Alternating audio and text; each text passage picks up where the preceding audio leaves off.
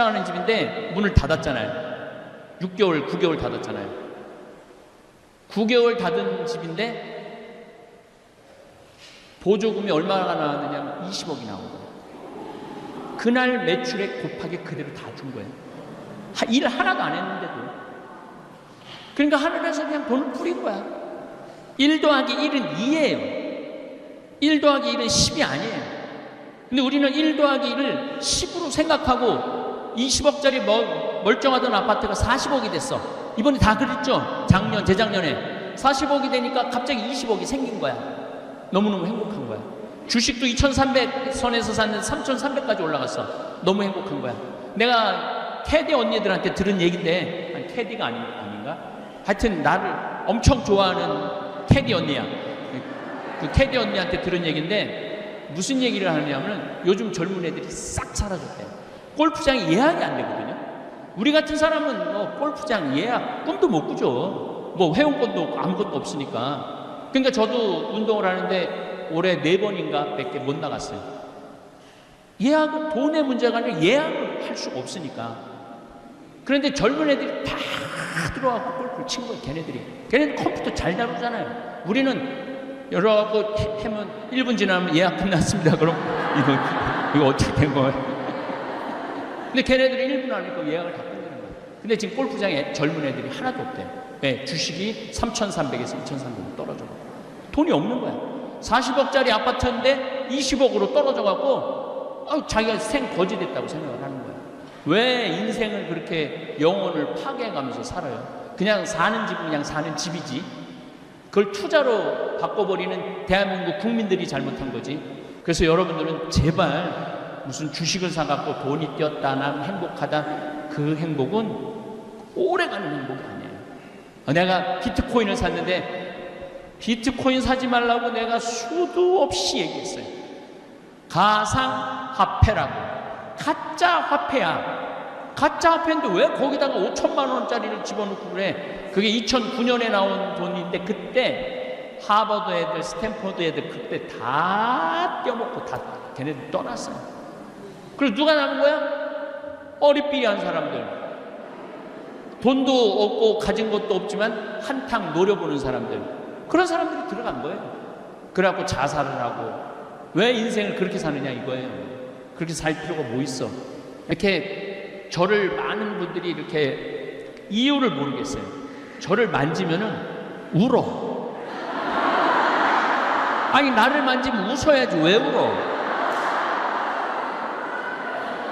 그 나를 만지고 우는데 끌어안고 울기 시작을 해 또.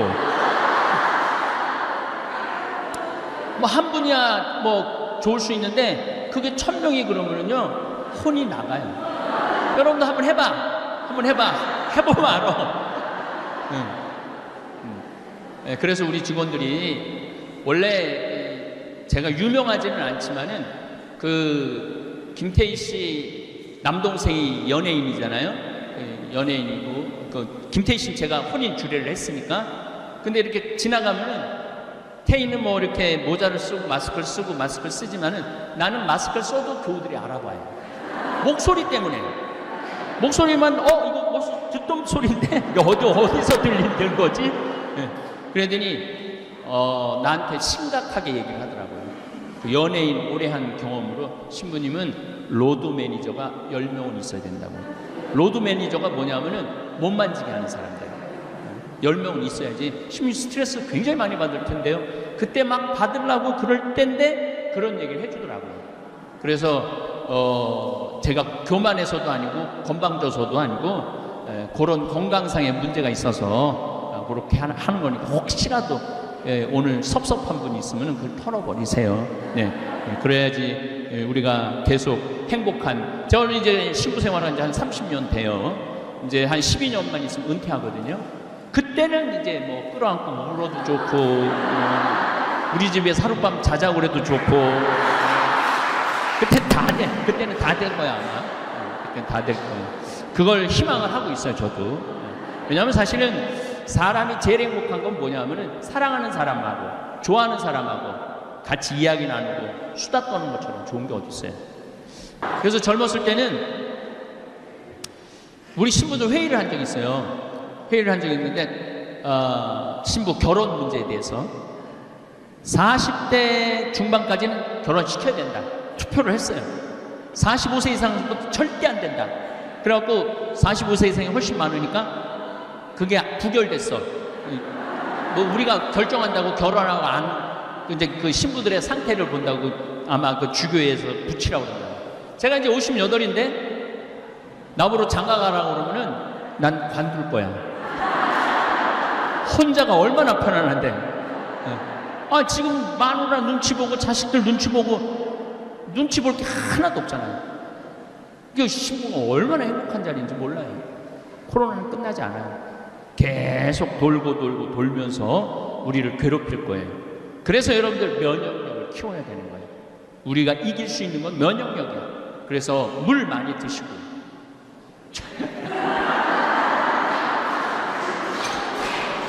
저는 요즘 물을 하루에 요 500ml를 한 3개 정도 먹어요. 많이 걸으시고 진짜 걷는 거 중요합니다. 그래서 제가 누죽걸산이라고 말씀드리는 거예요. 누죽걸산. 누우면 죽고 걸으면 산다. 그래서 늘 말씀드립니다. 저는 허리가 안 아픈 지가 30년이 넘어요. 허리 안 아픈 게. 왜 30년 이렇게 몸이 비실비실 삐리삐리한데 허리가 한 번도 안 아팠느냐? 저는 누워있는 시간이 잠잘 때는 없어요. 앉아있지도 않아요. 앉아있지도 않고 항상 서서 있어요.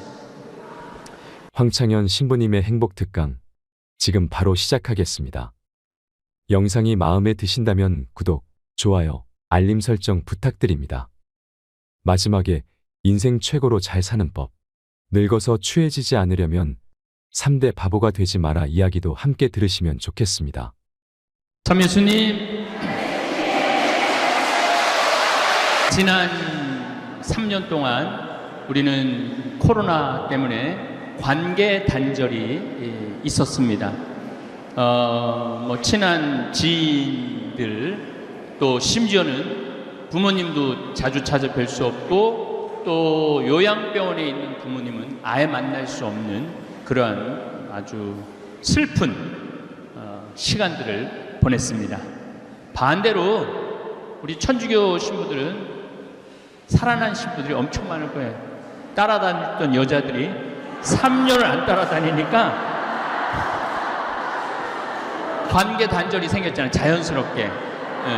어떻게 좀 뛰어보려고 그랬는데도 안 떨어지고 막 이러는데 그 덕에 덕본 천주교 젊은 신부들이 있지 않을까 그런 생각을 합니다.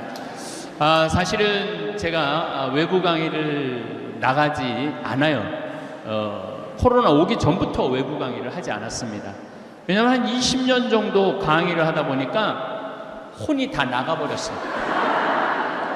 기가 다 빠졌어. 맑은 물을 떠서 내 강의를 듣는 분들한테 맑은 물을 떠서 줘야 되는데 물이 다 빠져갖고 진흙을 퍼서 주는 기분이 들더라고요. 진흙을. 그래서 좀 영적으로 좀 쉬어야 되겠다. 그래서 외부 강의를 나가지 않았어요. 저 개인적으로는 너무너무 좋았습니다. 그런데 여기 왜 왔느냐? 외부 강의 안 나간다며. 그것도 명동 한 성당 한가운데로 왜 나왔느냐? 2년 때문에 그래요. 2년이 참 더러운 거예요. 2년이 좋기도 하지만은 참 뛸 수도 없고 안 뛸 수도 없고. 왜냐하면은 저는 물론 뭐 보좌 신부 때부터 강의 잘한다고 소문나고 수원교구에서 강의 많이 다니고 있었어요. 근데 중앙으로 진출하게 된 계기가 성, 가정, 선교회 여기 강의 나오면서부터 더 유명해졌던 것 같아요. 그래서 여기가 20주년이 됐잖아요. 20년 전부터 내가 여기 강의를 온 거예요. 그러니까 강의 오면서 그 어려운 된장, 간장, 고추장 들고 내가 또 쓴 책들 들고 와서 판 돈으로 생태마을 유지 운영하고 또 환경 운동하고 그렇게 됐어요.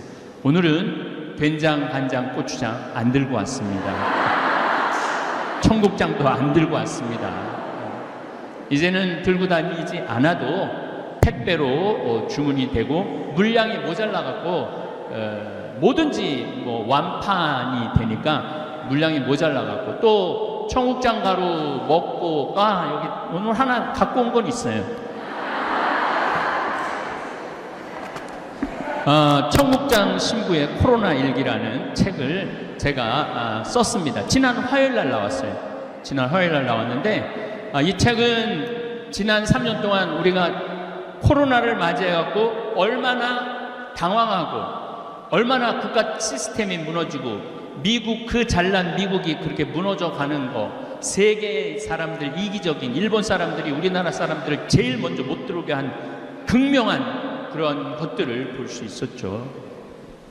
거기에 덧붙여서 우리나라는 이 CCTV 잘 돼 있고 컴퓨터 확인망 잘 돼 있고 내 전화기 안에 전송 SNS 시스템이 잘 돼 있어 갖고 내가 코로나가 걸렸다. 그런데 이제 지나갔어. 제일 내가 놀란 건 전라도 광주 어느 목욕탕에서 6명이 60명이 목욕을 했는데 거기에 확진자가 지나간 거예요. 놀라운 건 그 빨개 벗고 분명히 목욕했을 텐데 놀라운 건 그 60명을 다 찾아냈다는 거예요. 그래갖고 60명 다 찾아내갖고 확진자가 함께 목욕을 했으니까 가서 검사하라고. 이런 시스템을 프랑스가 하고 싶은데도 할 수가 없는 거예요. 프랑스라는 나라가. 미국은 말할 것도 없고 미국은 심하게 어느 정도로 심하냐면 미국은 사람이 가서 코 자가 검진 안 해요. 그 만나기 싫다고 어떻게 하냐면은 택배로 보내요. 이걸 해갖고. 그래갖고 이게 검진이 안 되면은 그냥 내보내. 그러니까 내 얘기는 아닌데 미국에 갔는데 내가 코로나가 걸렸어. 근데 한국도 못 들어가고 미국 안 돼. 그래갖고 옆에 있는 사람 코로나 안 걸린 사람 콧구멍 훑어갖고 해갖고 보내고. 그래갖고 통과돼갖고 한국에 들어오고. 내 얘기는 아니에요. 내 얘기는 아닌데 이게 굉장히 허술해요. 굉장히 허술한데 우리나라는 시스템이 아주 잘 돼 있다. 그래서 여러분들 스트레스 받지 마시고 저도 코로나 걸렸거든요. 미국에서 걸렸어요. 아까 그거는 내 얘기는 아니에요. 그거는 내 얘기는 아닌데 몬테나 주립대학에서 잠비아의 최고의 학생을 골라서 선발하면 석박사를 무료로 해준다고. 그래서 그 총장을 만나러 갔는데 비행기 안에 거의 몬테나가 100인만 살아요. 마스크 쓴 사람이 한 사람이 없어요. 한 사람도 마스크를 안 썼어요. 나만 마스크를 쓴 거야. 나만 마스크. 근데 밥 먹을 때는 어쩔 수 없이 마스크를 벗어 거기서 저는 걸렸어요. 걸렸는데 한 3일 목이 갈갈하고 그러고는 그냥 검사하니까 음성으로 나오더라고요. 저뿐만 아니라 여러분들도 그렇게 코로나를 잘 이겨내시고 계시고 걸어야 돼. 걸어야지 면역력이 생겨요. 물을 많이 먹어야 돼. 그래야지 면역력이 생겨요. 그리고 청국장 가루를 많이 먹어야 돼.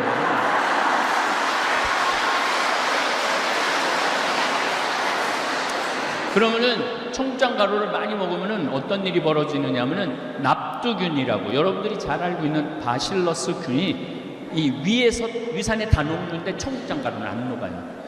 그리고 어디까지 내려가냐면 소장, 대장까지 내려가. 그럼 대장까지 내려가면은 장에는 유익균 15%, 유해균 15%, 70%의 균은 중간균이에요. 중간균. 유해균이 들어가면은 85%의 장 안에 유해균이 있는 거야. 그러니까 얼굴에 저 뽀로지 나고 또 이 손톱 빠지고 무좀 걸리고 변비, 설사 이런 거 하는 거예요. 그런데 이 유익균 15%, 청국장 가루 15%가 들어가면은 그 안에 있는 수많은 미생물들이 그걸 먹어요. 그걸 먹어갖고 85%의 유익균이 되는 거예요. 그러니까 건강할 수밖에 없는 거죠. 안 건강할 수가 없어요. 그래서 우리 청국장 가루 이 책 안에 이제 그런 내용이 참 많이 들어있어요. 너무 내가 책 팔러 온 건 아니에요. 내가 책 팔러 온 건 아닌데 이 책 안에 이걸 먹고 효염을 본 분들 글들이 들어있어요. 그 부분은 정말 내가 보람스러운 건 뭐가 보람스러우냐면은 30년 동안 설사를 해서 레지오를 기저귀를 차고 레지오를 한대요. 너무너무 불안하대요. 그리고 버스를 타도 설사가 나오기 시작하면 중간에 내린대요. 그렇게 스트레스를 받으면서 살아왔는데 우리 청국장 가루를 뭐 6개월인가 먹었는데 싹 없어. 그래갖고 기저귀를 벗었다는 거예요. 그런 걸 내가 읽어볼 때 나 정말로 좋은 일 하고 있구나. 내가 대한민국 국민들을 위해서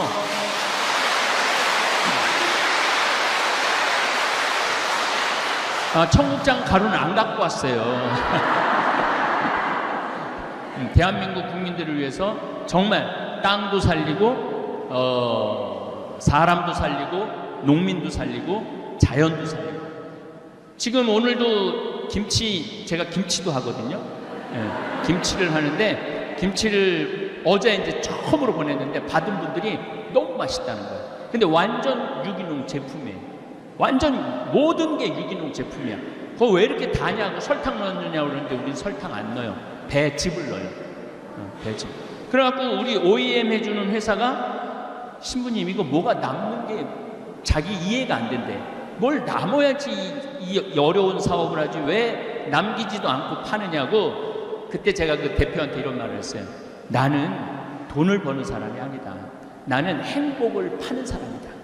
행복을. 이 도시에 있는 사람들이 중국에 뭐 반바지 입고 장화 신고 막 담배 피고 막 맨발로 막 하는 그런 김치 먹는다는 거 하고 정말 농약 안 치고 최고급으로 해갖고 우리 국민들한테 보내주는 거 하고 누가 행복할 것 같아요? 우리가 행복하죠. 제가 행복하죠. 신부는 기쁨을 그래도 돈 안 생기지 않아요. 돈 엄청 생겨요.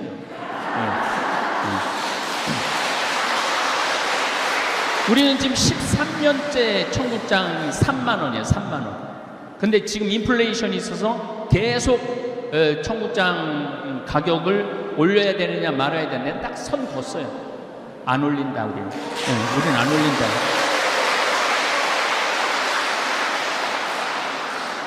그리고 우리 생태마을에서 일하는 친구들 평균 나이가 31살이에요. 평균 나이가 31살이에요. 어제도 우렁이 농법으로 한 볏찜을 우리가 시르러 갔는데 실시간을 했는데 그 댓글이 그래요. 저렇게 젊은 친구들이 농사를 짓는다고요? 그렇게 져요. 그렇게 농사를 져요. 그래서 그 친구들 근데 초봉이 얼마냐? 300만 원이에요. 300만 원. 농사 짓는 청국장 만드는데 초봉이 300만 원이야. 연봉이 4천이 넘어요. 연봉이. 그러니까 이제 여기서 좀 예민한 얘기지만은 나는 성당에서 일 축하시키고 봉사 죽어라 하는데도 돈 한 푼 안 주는 건 그거는 나쁜 거예요. 그거는 아주 나쁜 거예요. 그냥 나쁜 게 아니라 아주 나쁜 거예요. 왜냐하면 그 많은 시간들 들이고 정성들 들여갖고 어떤 수익이 생기고 본당 안에 뭐가 창출이 됐으면 본당 신부가 선물을 주든지 뭘 주는 한이 있어도 뭘 줘야 될지 끝까지 뺏어가려고 그러는 건 나쁜 거예요. 예수님이 하신 아주 중요한 말씀이 있어요. 거저 받았으니 거저 주어라. 저는 거저 받은 게 너무 많아요. 우선 잠비아의 신학교지라고 100억 기증 받았죠. 또 그 할머니가 또 다른 방법으로 100억을 또 더 기증을 하셨어요. 그러니 얼마나 여러분도 100억 기증 받아본 적 있어요? 100억 기증 받았지. 또 문경에 사막달래나 대개 나한테 돈을 갖고 오는 나이가 81이에요. 내가 81살을 엄청 좋아해요. 여기 81살 한번 손 들어봐. 아, 사랑합니다. 81가 되면은 왜 나한테 돈을 들고 오는가 가만히 생각을 해보니까 이제 본인이 떠날 때가 됐다고 생각을 하는 거예요. 본인이 떠날 때가 됐는데 뭔가 정리를 하고 떠나야 되겠다, 그런 생각이 드는 거죠. 근데 내가 이렇게 재산이 많은데 자식은 제대로 못 쓸 것 같단 말이에요. 근데 가만히 보니까 저 황창현 신부가 돈도 안 떼어먹고 시키는 대로 다 하는 것 같단 말이야. 그러니까 나한테 갖다 주는 거예요. 내가 국민 심부름꾼이에요. 국민 심부름꾼. 그래갖고 돈 주면서 신부님 우물파 이거 초등학교 줘달라고. 그게 아예 가서 초등학교 지어주고 또 우물 파고. 심부름꾼이야. 그만 시켜. 내가 그런 얘기를 많이 해요. 좀 그만 좀 갖고 와, 돈 좀. 그래도 계속 갖고 와요. 계속 돈을 갖고 와. 그래서 문경에 제2 생태마을이라고, 거기는 300억이에 기부한 돈이 300억을 기부를 해갖고 문경시장님이 저를 다 찾아왔어요. 문경시 생긴 일에 가장 큰 기부라고. 그래갖고 지금 이제 거기도 운영을 하고 있죠. 잠비아에 갔더니 대통령한테 땅을 좀, 농업대학 지으려고 땅을 좀 달라고 그러니까 내가 하느님한테 성당 마당에서 묵상하다 성당 마당에서 진짜로요, 하늘을 쳐다보고, 하느님 근데 내일 대통령 만나는데 몇 평 달라고 그래요? 그랬더니 하늘에서 두 말도 안 하고 3,000헥타르 딱 그러더라고요. 3,000헥타르인가 보다. 그래갖고 이제 대통령 만나고 I need to 3,000 헥타르, 제가 영어로 이제 다 이제 브리핑도 영어로 하고 이제 그랬더니 대통령 눈이 이만해지는 거예요. 아니 그렇게 큰 땅이 왜 필요하냐고. 나 농업대학 줘야 되니까 필요하다고. 그 크기가 얼마인지 저 몰랐어요. 나중에 이제 인터넷에서 찾아보니까 찾아보니까 1,000만 평이야. 1,000만 평. 여의도가 80만 평인데 여의도 12배를 부른 거예요. 미친 거지 내가. 그래갖고 대통령한테 또 1,000만 평 받았죠. 그리고 샌 버나디노라고 미국의 우리 최 대제 신부님이라고 예수의 신부님이 피정집을 열심히 꾸몄어. 열심히 꾸몄는데 한국으로 발령이 났네. 우리 신부들은 발령 나면 끝이거든요. 그래서 이 신부님이 찾아본 거야. 이 좋은 6만 평이야 거기. 미국의 6만 평. 이걸 누가 잘 쓸 수 있을까 생각하니까 내가 제일 잘 쓸 것 같대. 그래갖고 나한테 신부님 이거 맡아주면 안 되느냐고. 그래갖고 내가 맡았어요. 맡아갖고 지금 싹 다 정리해갖고 이제 오픈했어요 벌써. 벌써 오픈을 했어. 이번 4월인가 5월에 받았는데 지금 10월에 오픈을 했어. 그러니까 내가 심부름 머슴 중에 나 같은 머슴이 없어요.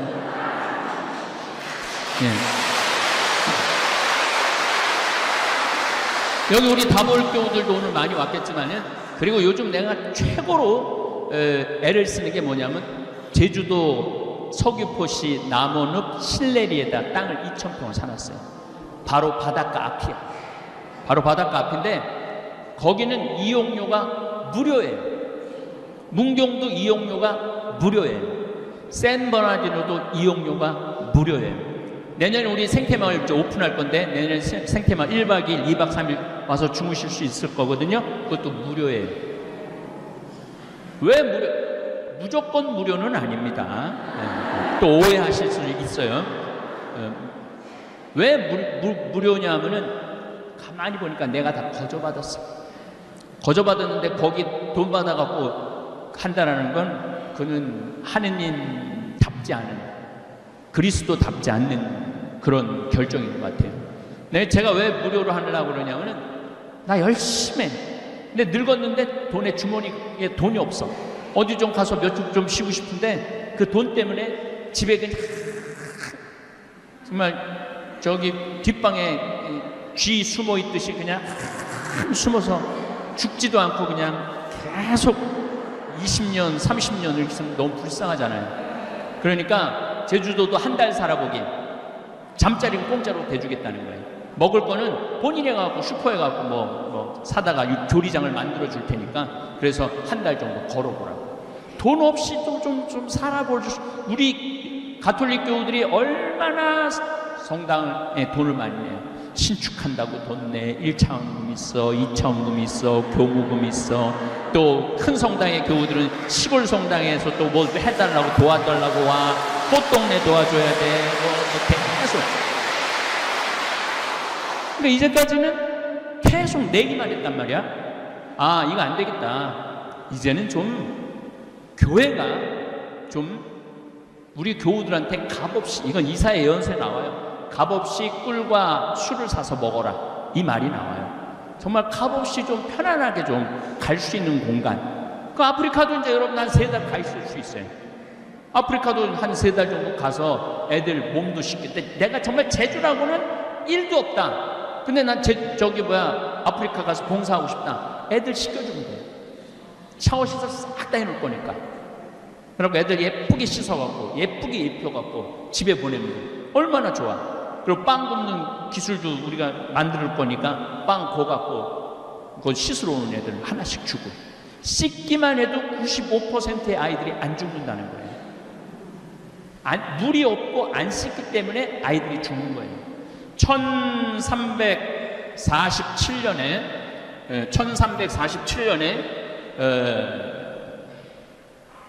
베네치아라는 도시, 여러분들 알고 있는 물의 도시 베네치아라는 도시에 사람들이 갑자기 팍팍 쓰러져서 죽기 시작해요.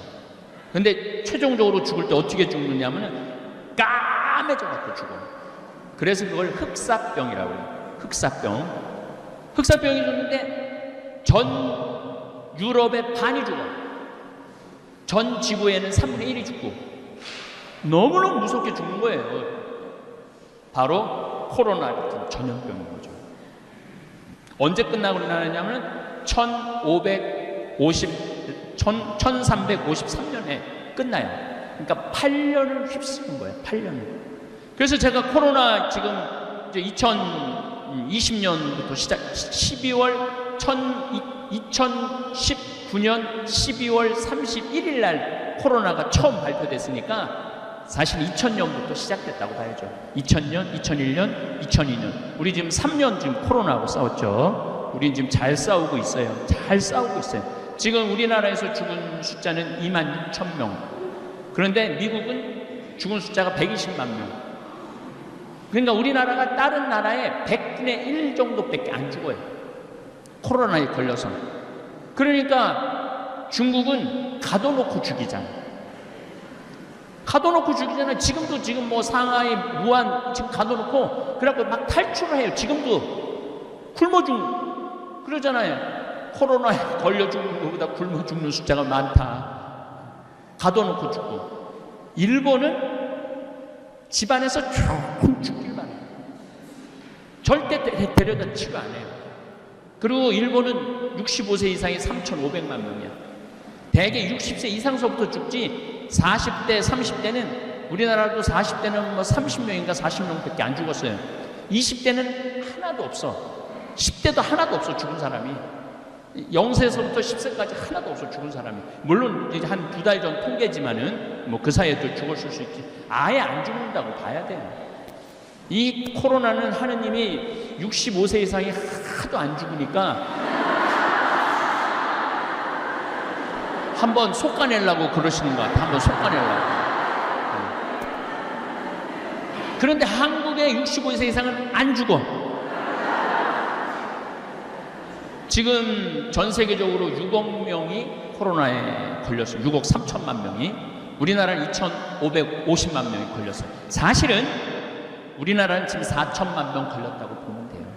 그렇기 때문에 다 면역 체계가 지금 항체가 다 형성돼 있기 때문에 무섭지 않아. 근데 지금 나온 또 하나 나왔거든요. 자, 코로나가 36개의 돌기를 갖고 있대요. 돌기 알죠? 이 돌기가 두 개가 합쳐져 갖고 새로운 변이종이 나오는 거예요. 그런데 지금 6번째 변이종이 오미크론이에요. 그리고 7번째 지금 나왔어요. 7번째 변이종이 나왔어요. 그럼 여러분들 지금 몇 번 남았어요? 18번으로 생각을 하면 아직도 11번 남은 거예요. 그러니까 11번까지 싸워야 돼. 그렇게 끝난다고 생각하면 안 돼요. 손 씻고 마스크 꼭 하시고. 저는 뭐 아까 저기 앉아서 우리 교우들하고 서서 눈인사 좀 나눴는데 코로나가 무서워갖고 악수를 하는 게 아니고 이렇게 저를 많은 분들이 이렇게 이유를 모르겠어요. 저를 만지면은 울어. 아니 나를 만지면 웃어야지 왜 울어? 그 나를 만지고 우는데 끌어안고 울기 시작을 해 또. 뭐 한 분이야 뭐 좋을 수 있는데 그게 1000명이 그러면은요 혼이 나가요. 여러분도 한번 해봐. 해보면 알아. 그래서 우리 직원들이 원래 제가 유명하지는 않지만은 그 김태희 씨 남동생이 연예인이잖아요. 연예인이고 그 김태희 씨는 제가 혼인 주례를 했으니까. 근데 이렇게 지나가면은 태희는 뭐 이렇게 모자를 쓰고 마스크를 쓰지만은 나는 마스크를 써도 교우들이 알아봐요. 목소리 때문에. 목소리만 이거 뭐 듣던 소리인데 어디서 들리는 거지? 그러더니 나한테 심각하게 얘기를 하더라고요. 그 연예인 오래 한 경험으로 신부님은 로드 매니저가 10명은 있어야 된다고. 로드 매니저가 뭐냐면은 못 만지게 하는 사람들 10명은 있어야지. 신부님 스트레스 굉장히 많이 받을 텐데요. 그때 막 받으려고 그럴 때인데 그런 얘기를 해주더라고요. 그래서 제가 교만해서도 아니고 건방져서도 아니고 그런 건강상의 문제가 있어서 그렇게 하는 거니까 혹시라도 오늘 섭섭한 분이 있으면 그걸 털어버리세요. 그래야지 우리가 계속 행복한. 저는 이제 신부 생활한 지 한 30년 돼요. 이제 한 12년만 있으면 은퇴하거든요. 그때는 이제 뭐 끌어안고 울어도 좋고 우리 집에 하룻밤 자자고 그래도 좋고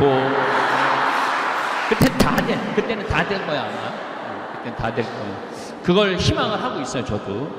왜냐하면 사실은 사람이 제일 행복한 건 뭐냐면은 사랑하는 사람하고 좋아하는 사람하고 같이 이야기 나누고 수다 떠는 것처럼 좋은 게 어디 있어요. 그런데 이놈 혹사병이 딱 왔는데 하느님만 믿으면 모든 게 다 된다고 그러더니 성당에 가서 기도하는데 성당에서도 썩어 죽네?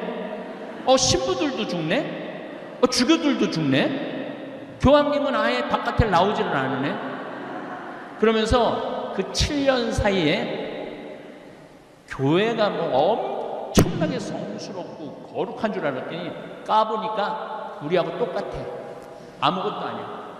그리고 옛날에 미사도 어떻게 지냈어요? 저기 제대 있듯이 여러분들은 안 쳐다보고 이렇게 하고 미사를 끝까지 지냈어요. 끝까지. 개무시하는 거지. 이렇게 마주보고 미사한 게 50년 채 안 돼요. 마주보고 여러분들 함께 마주하고 한 게 50년이 채 안 돼요. 그리고 금욕주의를 했단 말이야. 금욕주의. 무슨 금욕주의를 했느냐면은 생리기간에는 같이 잠을 자면은 그 죄야. 그리고 너무 밤에 자주 자도 죄야. 한 달에 한 번 정도 잠자리를 하는 게 아예 평생 서로 동종으로 사는 게 부부지만은 그래서 동종부부 뭐 누갈다 얘기 그런 게 나오는 게 다 그런 이유가 있는 거예요. 그렇게 철저하게 금욕을 했는데 이렇게 비참하게 까맣게 걸린 지 하루 만에 죽는 경우도 있고 이틀 만에 죽는 경우도 있고 어떻게 할 수가 없는 거예요. 사람들이 미친 거예요. 한 8년 흑사병이 지나갔어요. 성당 가도 별거 없더라. 하느님이 있긴 뭐가 있냐. 주교도 죽고 신부들도 다 죽고 수녀님들도 다 죽는데 하느님이 보호하면은 그때 1300년이니 뭐 알겠어요. 지금은 뭐 미국하고 독일에서 수도사들 많이 죽었는데 하느님이 믿긴 뭐가 있냐. 저렇게 그런 사람은 지금은 없잖아요. 옛날에는 그게 있었던 거예요. 그래서 탈교회화가 시작하기 시작했어요. 교회를 뛰쳐나가기 시작했어. 뛰쳐나가기 시작하고 금욕주의에서 쾌락주의로 바뀌어요. 금욕주의에서 쾌락주의. 그러니까 그 그림을 보면 돼요. 초상화를 보면은 백신, 난 내 강의할 때 핸드폰 울려도 한 번도 신경질을 부린 적이 없어요. 받으세요. 네. 그 초상화를 보면은 그러니까 패스트 이전에는 다 모자 다 쓰고, 그리고 아주 거룩한 모습을 다 그렸어요. 그런데 패스트 지나고 난 다음에 여자 가슴 다 드러나. 그림을 그려도 다 여자 가슴, 그리고 드러내는데도 굉장히 육적으로 드러내요. 남자는 뭐 말할 것도 없고, 남자는. 그래서 여러분들 혹시 유럽 여행 가고 이렇게 벽화들 보면은 저건 굉장히 거룩한 거지. 저런 그림들 저게 그 패스트 이전 그림들이에요.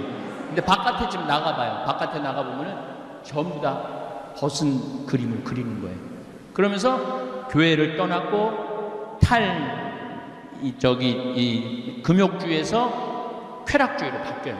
그리고 하느님만 생각했는데 우리 인간이 이렇게 중요하구나. 그래서 인간 중심으로 돌아가요. 그게 바로 르네상스예요. 다시 인간 중심으로 돌아가자. 우리 인간이 중요한 거지 교회가 뭐가 중요하고 성당이 뭐가 중요하냐. 그래갖고 보통 많은 사람들이 교회를 떠나요. 벌써 1517년 루터가 종교 개혁을 하기 전에 이미 교회를 떠나기 시작했어요. 뭐 때문에? 패스트 때문에, 흑사병 때문에 많이 떠나죠. 많이 떠나면서 인간 중심으로 하면서 철학도 인간 중심으로 생각을 하고 신학을 알기를 우습게 알기 시작해요. 철학이 훨씬 더 중요해져. 그러면서 인본주의가 탄생을 해요. 인간 중심주의가 탄생을 해요. 그러면서 1789년에 뭐가 일어나느냐면 프랑스 혁명이 일어나요. 프랑스 혁명이 일어나면서 왕은 필요 없다. 우리 국민들한테 자유, 평등, 이게 필요한 것이다. 그래서 탄생한 게 계몽주의예요. 계몽주의가 탄생하면서 투표권을 가지려고 그러는 거예요. 전 유럽이. 그래서 노예제도가 없어지고 왕제도가 없어져요. 1850년서부터 90년 사이에. 그러면서 민주주의하고 공산주의가 나온 거예요. 그래갖고 지금까지 이른 거예요. 제가 왜 이렇게 장황하게 말씀을 드리느냐 하면은 그 시작점은 흑사병에서부터 시작됐다는 거예요. 그 전 지구의 역사를 뒤집어 놓는 게 흑사병이었다는 거예요. 자, 그렇다면 이 코로나는 어떤 영향을 미칠 것이냐.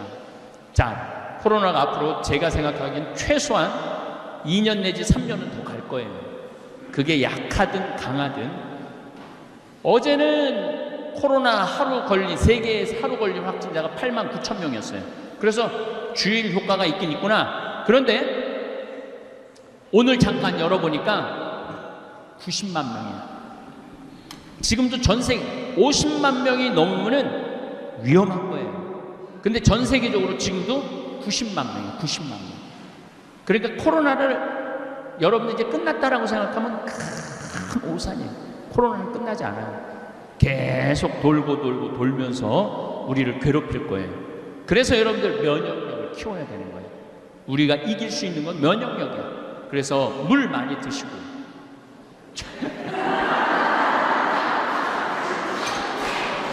저는 요즘 물을 하루에 500ml를 한 3개 정도 먹어요.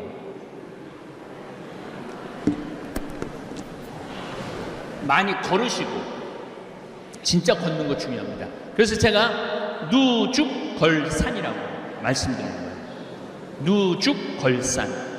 누우면 죽고 걸으면 산다. 그래서 늘 말씀을 드립니다. 저는 허리가 안 아픈 지가 30년이 넘어요. 허리 안 아픈 게. 왜 30년 이렇게 몸이 비실비실 삐리삐리한데 허리가 한 번도 안 아팠느냐? 저는 누워있는 시간이 잠잘 때는 없어요. 앉아있지도 않아요. 앉아있지도 않고 항상 서서 있어요. 회의도 우리 생태마을은 회의 앉아서 안 해요. 서서 해요. 스탠딩 회의라고 서서 해요. 왜냐하면 앉으면 허리에 자꾸 부담을 주잖아요. 네. 그래서 저는 30년 동안 이렇게, 그리고 이제 강의할 때 내가 늙었나 강의할 때 전화가 와요. 신부님 앉아서 하실 건가요? 서서 하실 건가요? 그런, 앉아서 하면 책상 준비했는데, 나는 앉아서 강의해봤던 적이 우리 신부들한테 강의할 때 외에는 앉아서 해봤던 적이 없어요. 그 신부들이 이상해. 꼭 책상을 갖다 놓고 마이크를 갖다 놓고 거기다 강의를 하라고 그래. 물론 내가 다시 일어나서 하지만은, 그러니까 여러분들 집에서 누워갖고 소파에서 텔레비전 보는 시간이 많으면 많을수록 여러분들은 허리가 아플 거다. 분명히. 근데 내가 텔레비전을 집에서 서서 본다. 그럼 허리는 안 아프다. 서서 본다. 허리 안 아픈 거예요. 네. 그래서 항상 서 있는 훈련이 중요합니다. 자, 그렇다면은 면역력 키워야 된다는 걸 첫 번째로 말씀을 드렸어요. 그리고 자, 2021년부터 20년, 21년, 22년 전 세계적으로 헬리콥터 머니라고 하늘에서 돈을 뿌린 거야. 미국이 무려 얼마를 돈을 뿌렸느냐면 5조 달러를 뿌렸어요. 5조 달러. 상상이 안 가죠? 5조 달러. 제가 미국 이제 1년에 한 두세 번 갔다 오는데 식당 하는 집이에요.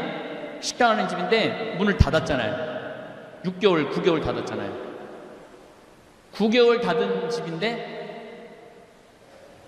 보조금이 얼마나 나왔느냐면 20억이 나온 거예요. 그날 매출액 곱하기 그대로 다 준 거예요. 일 하나도 안 했는데도. 그러니까 하늘에서 그냥 돈을 뿌린 거야.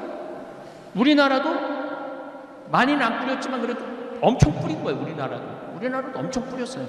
사람들이 무슨 생각을 해요? 일 안 해도 돈이 국가에서 나오네? 그리고 젊은 애들이 일 안 해도 돈 나오네 국가에서? 굳이 힘들게 일을 안 하는 거야. 그래서 지금 구인난이 미국이고 한국이고 일할 사람이 하나도 없어요. 며칠 전에도 우리 큰형하고 놀기로 했는데 큰형이 못 나왔어. 왜 못 나왔냐니까 일할 사람이 없어서 사장이 일을 하는 거예요. 사장이 일을 하는 거예요. 돈은 많지 일할 사람은 없지.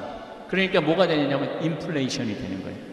그리고 지금 미국은 며칠 전에 들은 얘기인데 1시간에 25달러를 줘도 올까 말까래요. 1시간에 25달러면은 우리나라 돈으로 어디 보자 14,000원, 28,000원, 35,000원. 1시간에 35,000원. 8시간 만약에 노동을 했다면 얼마예요? 38, 24, 25만원 내지 26만원을 줘도 그릇 닦고 안 나온다는 거예요. 그러니까 큰 일인 거죠. 이 정신이 완전히 피폐해 있는 거죠. 정신이 피폐해 있는 거죠. 자, 인플레이션이 있으니까 이 인플레이션을 잡기 위해서 뭐를 해? 고금리를 잡는 거예요. 고금리. 지금 막 7%, 8% 정도 금리가 올라가잖아요. 아니, 영끌이라고 영원을 모아갖고 부동산하고 주식을 샀는데 주식은 3,300선에서 2,300선으로 떨어졌네. 환율은 1,200원에서 1,450원으로 올라갔네. 부동산은 그러니까 제가 이제 요약본을 오늘 내가 이제까지 성가정 성교회에서 와갖고 강의한 내용을 좀 요약을 좀 하고 내려갈 거거든요. 무슨 얘기를 쭉 해왔나? 1 더하기 1은 2예요. 1 더하기 1은 10이 아니에요. 근데 우리는 1 더하기 1을 10으로 생각하고 20억짜리 멀쩡하던 아파트가 40억이 됐어. 이번에 다 그랬죠? 재작년에 40억이 되니까 갑자기 20억이 생긴 거야. 너무너무 행복한 거야. 주식도 2,300선에서 샀는데 3,300까지 올라갔어. 너무 행복한 거야. 내가 캐디 언니들한테 들은 얘기인데, 아니 캐디가 아닌가? 하여튼 나를 엄청 좋아하는 캐디 언니야. 그 캐디 언니한테 들은 얘기인데 무슨 얘기를 하냐면 요즘 젊은 애들이 싹 사라졌대요. 골프장이 예약이 안 되거든요. 우리 같은 사람은 골프장 예약 꿈도 못 꾸죠. 회원권도 아무것도 없으니까. 그러니까 저도 운동을 하는데 올해 4번인가 밖에 못 나갔어요. 예약은 돈의 문제가 아니라 예약을 할 수가 없으니까. 그런데 젊은 애들이 다 들어와서 골프를 친 거예요. 걔네들 컴퓨터 잘 다루잖아요. 우리는 여러분 하면 1분 지나면 예약 끝났습니다. 그럼 이거 어떻게 된 거예요? 근데 걔네들이 1분 안에 예약을 다 끝내는 거예요. 근데 지금 골프장에 젊은 애들이 하나도 없대요. 네, 주식이 3,300에서 2,300으로 떨어져. 돈이 없는 거야.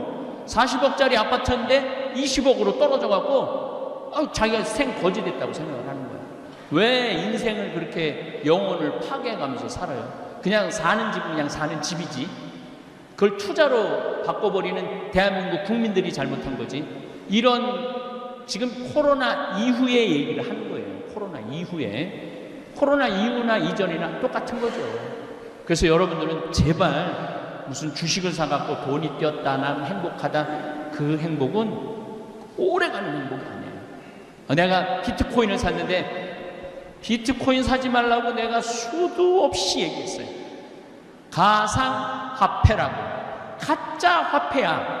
가짜 화폐인데 왜 거기다가 5천만 원짜리를 집어넣고 그래? 그게 2009년에 나온 돈인데 그때 하버드 애들, 스탠포드 애들 그때 다 떼어먹고 다 걔네들 떠났어요. 그리고 누가 남은 거야? 어리삐리한 사람들.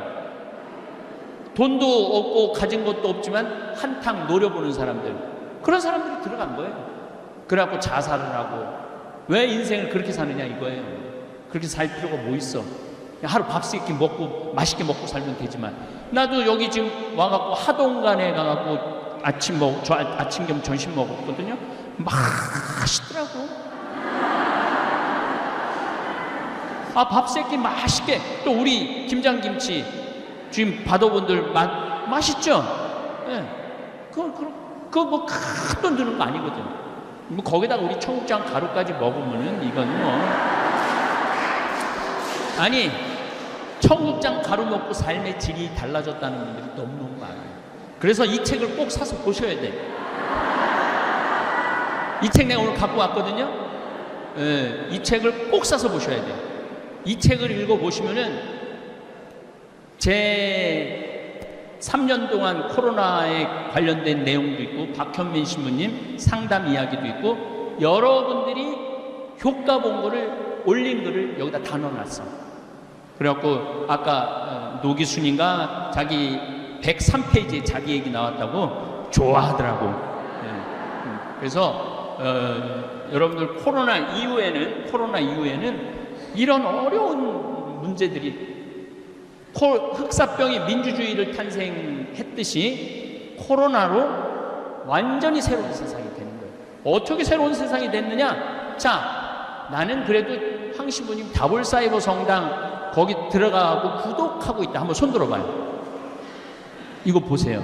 이거 사진 찍어놔. 아니야, 이거 굉장히 중요해. 잠깐 들어보세요. 나는 구독하고 있다. 자, 이거 굉장히 중요합니다. 영상으로도 잠깐 좀 찍어. 이게 왜 중요하냐면 세상이 바뀐 거예요. 이게 바뀐 대표적인 모습이에요. 한번 감사합니다. 내려보세요. 이게 우리가 지금 28만 8,900명이에요. 이제 오늘 내일이면 29만 명 정도 될 거예요. 29만 명 정도 되는데 단일 성당으로 29만 명 신자 거느린 성당이 어디 있어요? 없죠. 그리고 우리 다볼사이버 성당 교우들은 착해.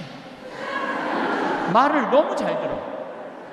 이번에 작년에 5,000명 굶는 사람들이 많아갖고 목사님들이 나한테 편지를 했어요. 나 굶어 죽는다. 애가 셋 있고 학비도 내야 되는데 교회 월세도 내야 되는데 아무것도 교인 못 모이게 하니까 3개월인가 4개월 우리 못 모이게 했잖아요. 우리 굶어 죽는다. 그래갖고 목사님 30분한테 쌀을 보내줬어요. 그리고 5,000명한테 쌀을 보내줬어요. 그것도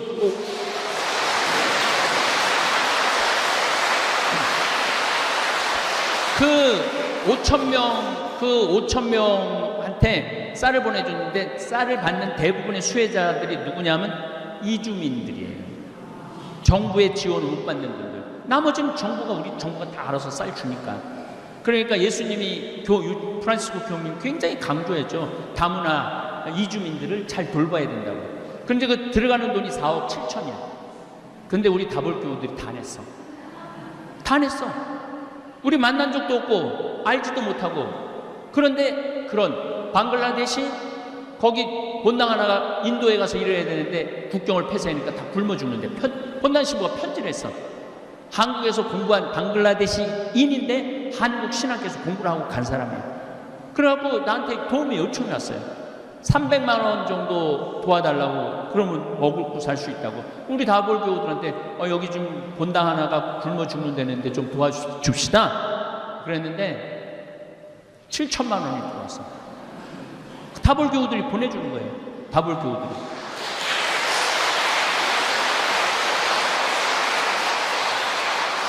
박수 칠 일은 굉장히 많아요. 다 소개할 수는 없고 캄보디아, 미얀마, 필리핀, 콜롬비아 오랜만에 강의를 하니까 열을 막 내네.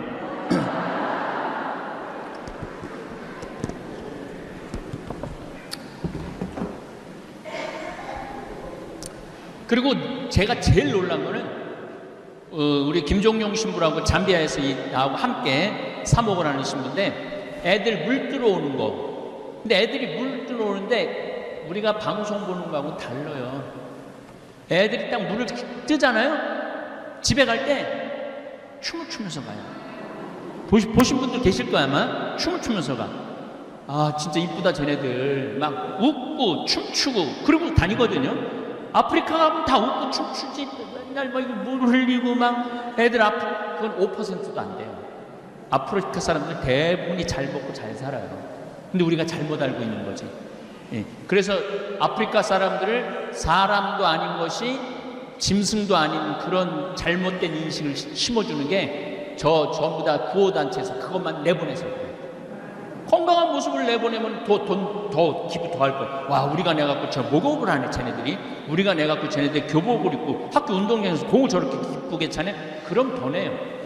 그 대표적인 예가 저잖아요. 나는 한 번도 돈 보내달라고 그런 적이 없어. 공식적으로 나 뭐 필요하니까 돈 좀 보내주세요라고 얘기한 적이 한 번도 없어요. 신학교 질 때만 좀 도와달라고 얘기를 했죠. 그건 돈이 많이 들어가니까. 그런데 지금 한 50억 썼어요. 근데 지금 얼마가 남아있느냐면 60억이 남아있어. 왜 자꾸 돈을 보내? 나한테, 그러니까 나는 좀 집에서 쉬고 싶은데 돈을 보내니까 또 가서 일을 해야 될 거 아니야. 그냥 국민 머슴이라니까. 국민 머슴. 야, 너 이거 가서 우물 하나 팔아. 그럼 예, 그래갖고 가서 우물 하나 파고. 예. 국민 심부름꾼이 돼 있어요. 어쨌거나 우리 다볼사이버 성당은 여러 가지 장점이 있는데 교무금이 없어요. 헌금도 없어요. 신축금도 없어요.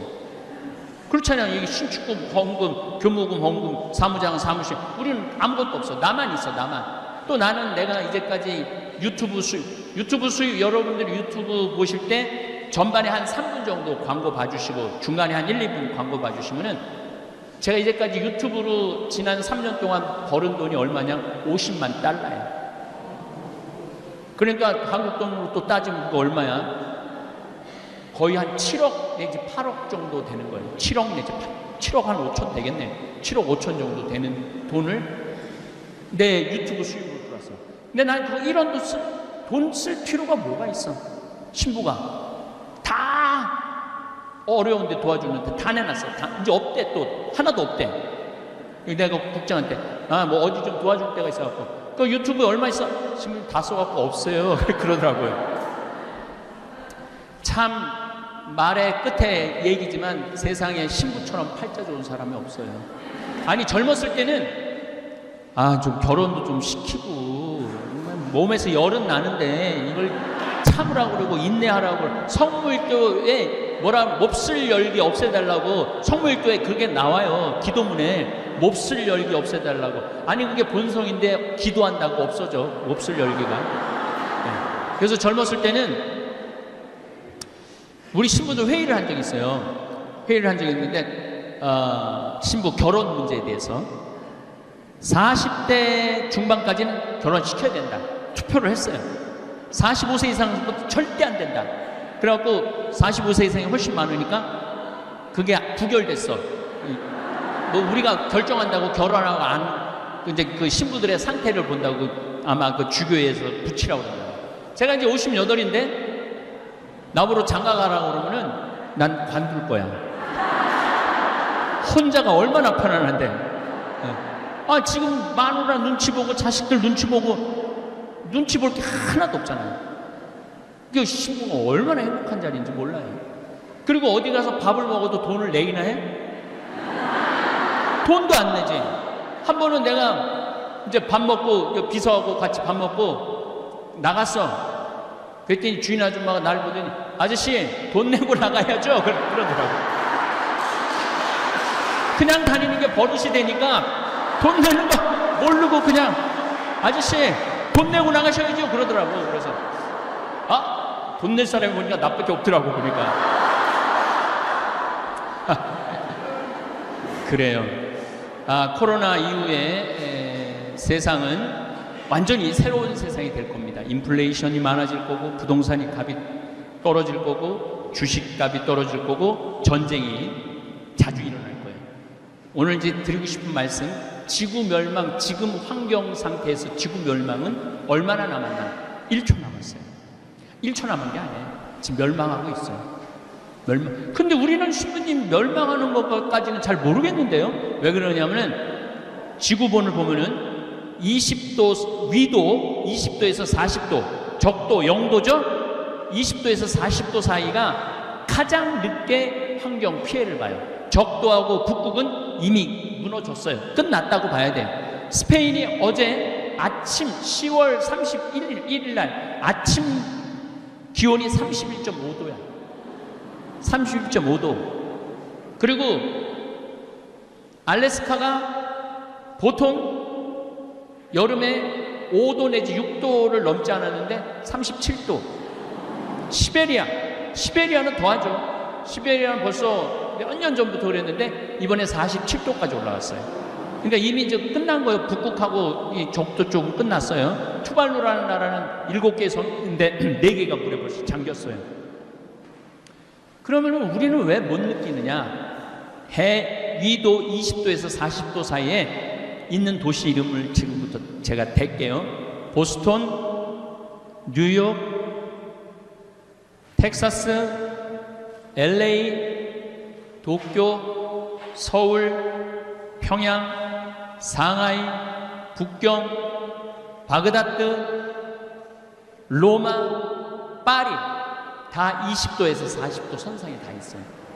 그러니까 환경 피해를 모르는 거죠. 환경 피해를 모르니까 여기 요때 사람들이 다 결정권이 있는 사람들이야. 다 결정권이 있는 사람들인데 이 사람들이 피부적으로 못 느끼니까. 그래서 우리는 개구리 이론이라는 게 있어요. 모든 환경학자들이 하는 얘기, 개구리 이론이 뭐냐면은 개구리는 끓는 물에 바로 집어넣으면 뛰쳐나가요. 그런데 한 15도에서 16도 정도 아주 따뜻한 온도서부터 시작해갖고 개구리를 넣어놓으면은 30도 될 때도 가만히 있어. 적응을 하는 거야. 40도 될 때도 가만히 있어. 적응을 하는 거야. 50도 될 때도 가만히 있어. 적응을 하는 거야. 99도 될 때까지도 적응을 하는 거야. 그럼 끓어 죽는 거예요. 우리가 딱 그 꼴이야. 왜? 중고등학교 때 우리 교복, 하복, 동복 입었잖아요. 성모 승천 지나고 나면은 벌써 쌀쌀했거든요. 성모 승천. 7월 15일부터 8월 15일까지 더웠어요. 근데 제가 막 신부가 되려고 그랬을 때 봄에 코스모스가 폈어. 난리가 났어. 봄에 가을에 펴야 되는 코스모스가 봄에 펴갖고 그게 불과 30년 전 얘기예요. 6월 달에 3월 달에 코스모스 피고 6월 15일에 30도가 넘기 시작했어.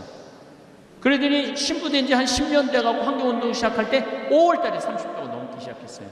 근데 지난 한 5년 전부터는 4월 10일 날부터 30도가 넘어요. 언제까지? 10월 달까지. 4, 5, 6, 7, 8, 9, 10, 7개월. 2030년이 되면은 20도의 선상에서 40도 선상에 있는 나라들이 피해를 받기 시작할 거예요. 아이쿠, 지금도 아이쿠 했는데 뭐 탄소 중립하자고 그러는데 하는 나라 하나도 없어요. 엘고라고 미국 부통령, 부시하고 붙어갖고 떨어진 부통령이 있죠.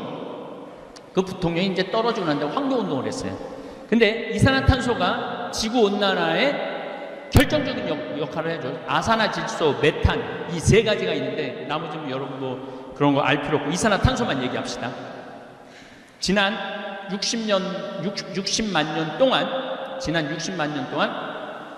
빙하기가 있고 간빙기, 따뜻할 때가 있고 빙하기, 간빙기를 7번 지났어요. 그동안 싹 죽고 싹 살아나고 싹 죽고 싹 살아나고 그랬거든요. 그런데 이산화탄소가 300ppm을 넘지 않았어요. 300ppm이라는 건 뭐냐면 파트 퍼 밀리언. 무슨 뜻이냐면 100만 개의 공기 알갱이 중에 이산화탄소가 300개 있는 거예요. 근데 평균적으로는 250개 있었어요. 만약에 이산화탄소가 400ppm, 400 알갱이가 되면 지구는 막 끝난다고 기후학자들이 수도 없는 책에다 써놨어. 그런데 작년에 이산화탄소가 418ppm이에요. 그러니까 끝난 거예요. 끝난 거야. 다행히 우리는 38도 선상에서 살아가고 그 위험성을 지금 못 느끼고 있는데 앞으로 7년 내지 8년만 지나고 나면 끝난 거예요. 아니 지금 끝나가고 있는 거예요. 그래서 제가 문경에다가 건물을 지으려고 그러다가 포기했어요. 끝났는데 뭐하러 건물을 줘?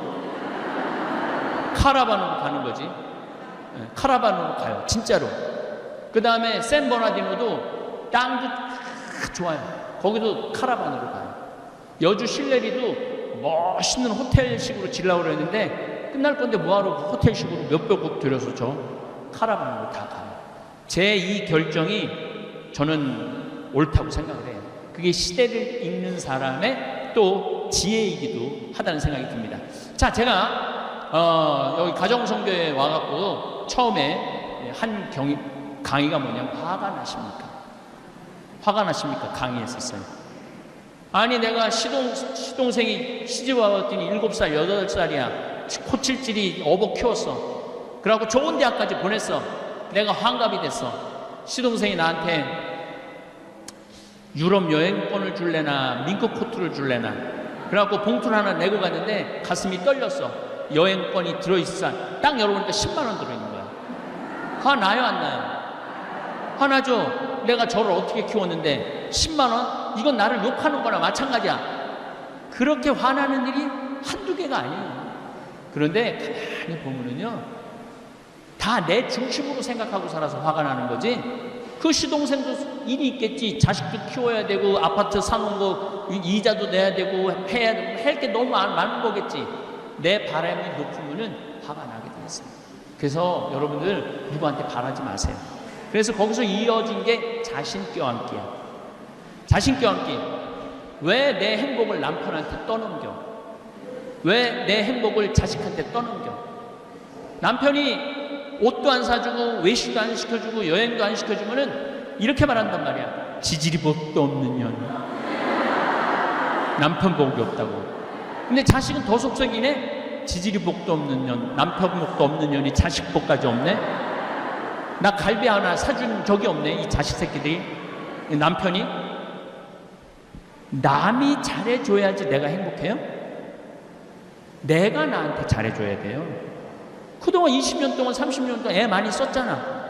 창현아 너 애 많이 썼다. 내가 너 갈비 한번 사줄게. 가자.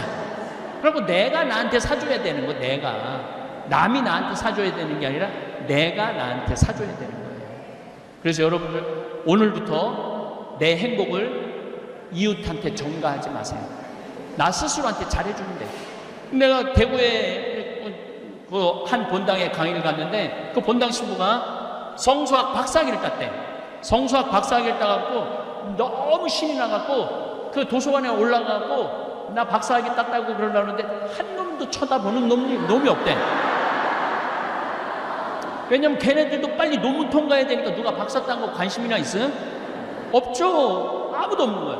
그래갖고 축하한다는 말도 듣지 못하고 그래서 자기 방에 가서 거울을 보고 자기가 끌어안아주면서 그랬대요. 베드로야 너 정말 수고 많이 했다. 박사학위 해서 너 정말 기특하다. 그러니까 좀 마음이 좀 풀리더래요. 여러분들도 마찬가지예요. 여러분들 열심히 살았잖아요. 여기까지 온 거 자체만 해도 열심히 하지 않으면 오지 않아. 네. 열심히 하니까 여기 오는 거지.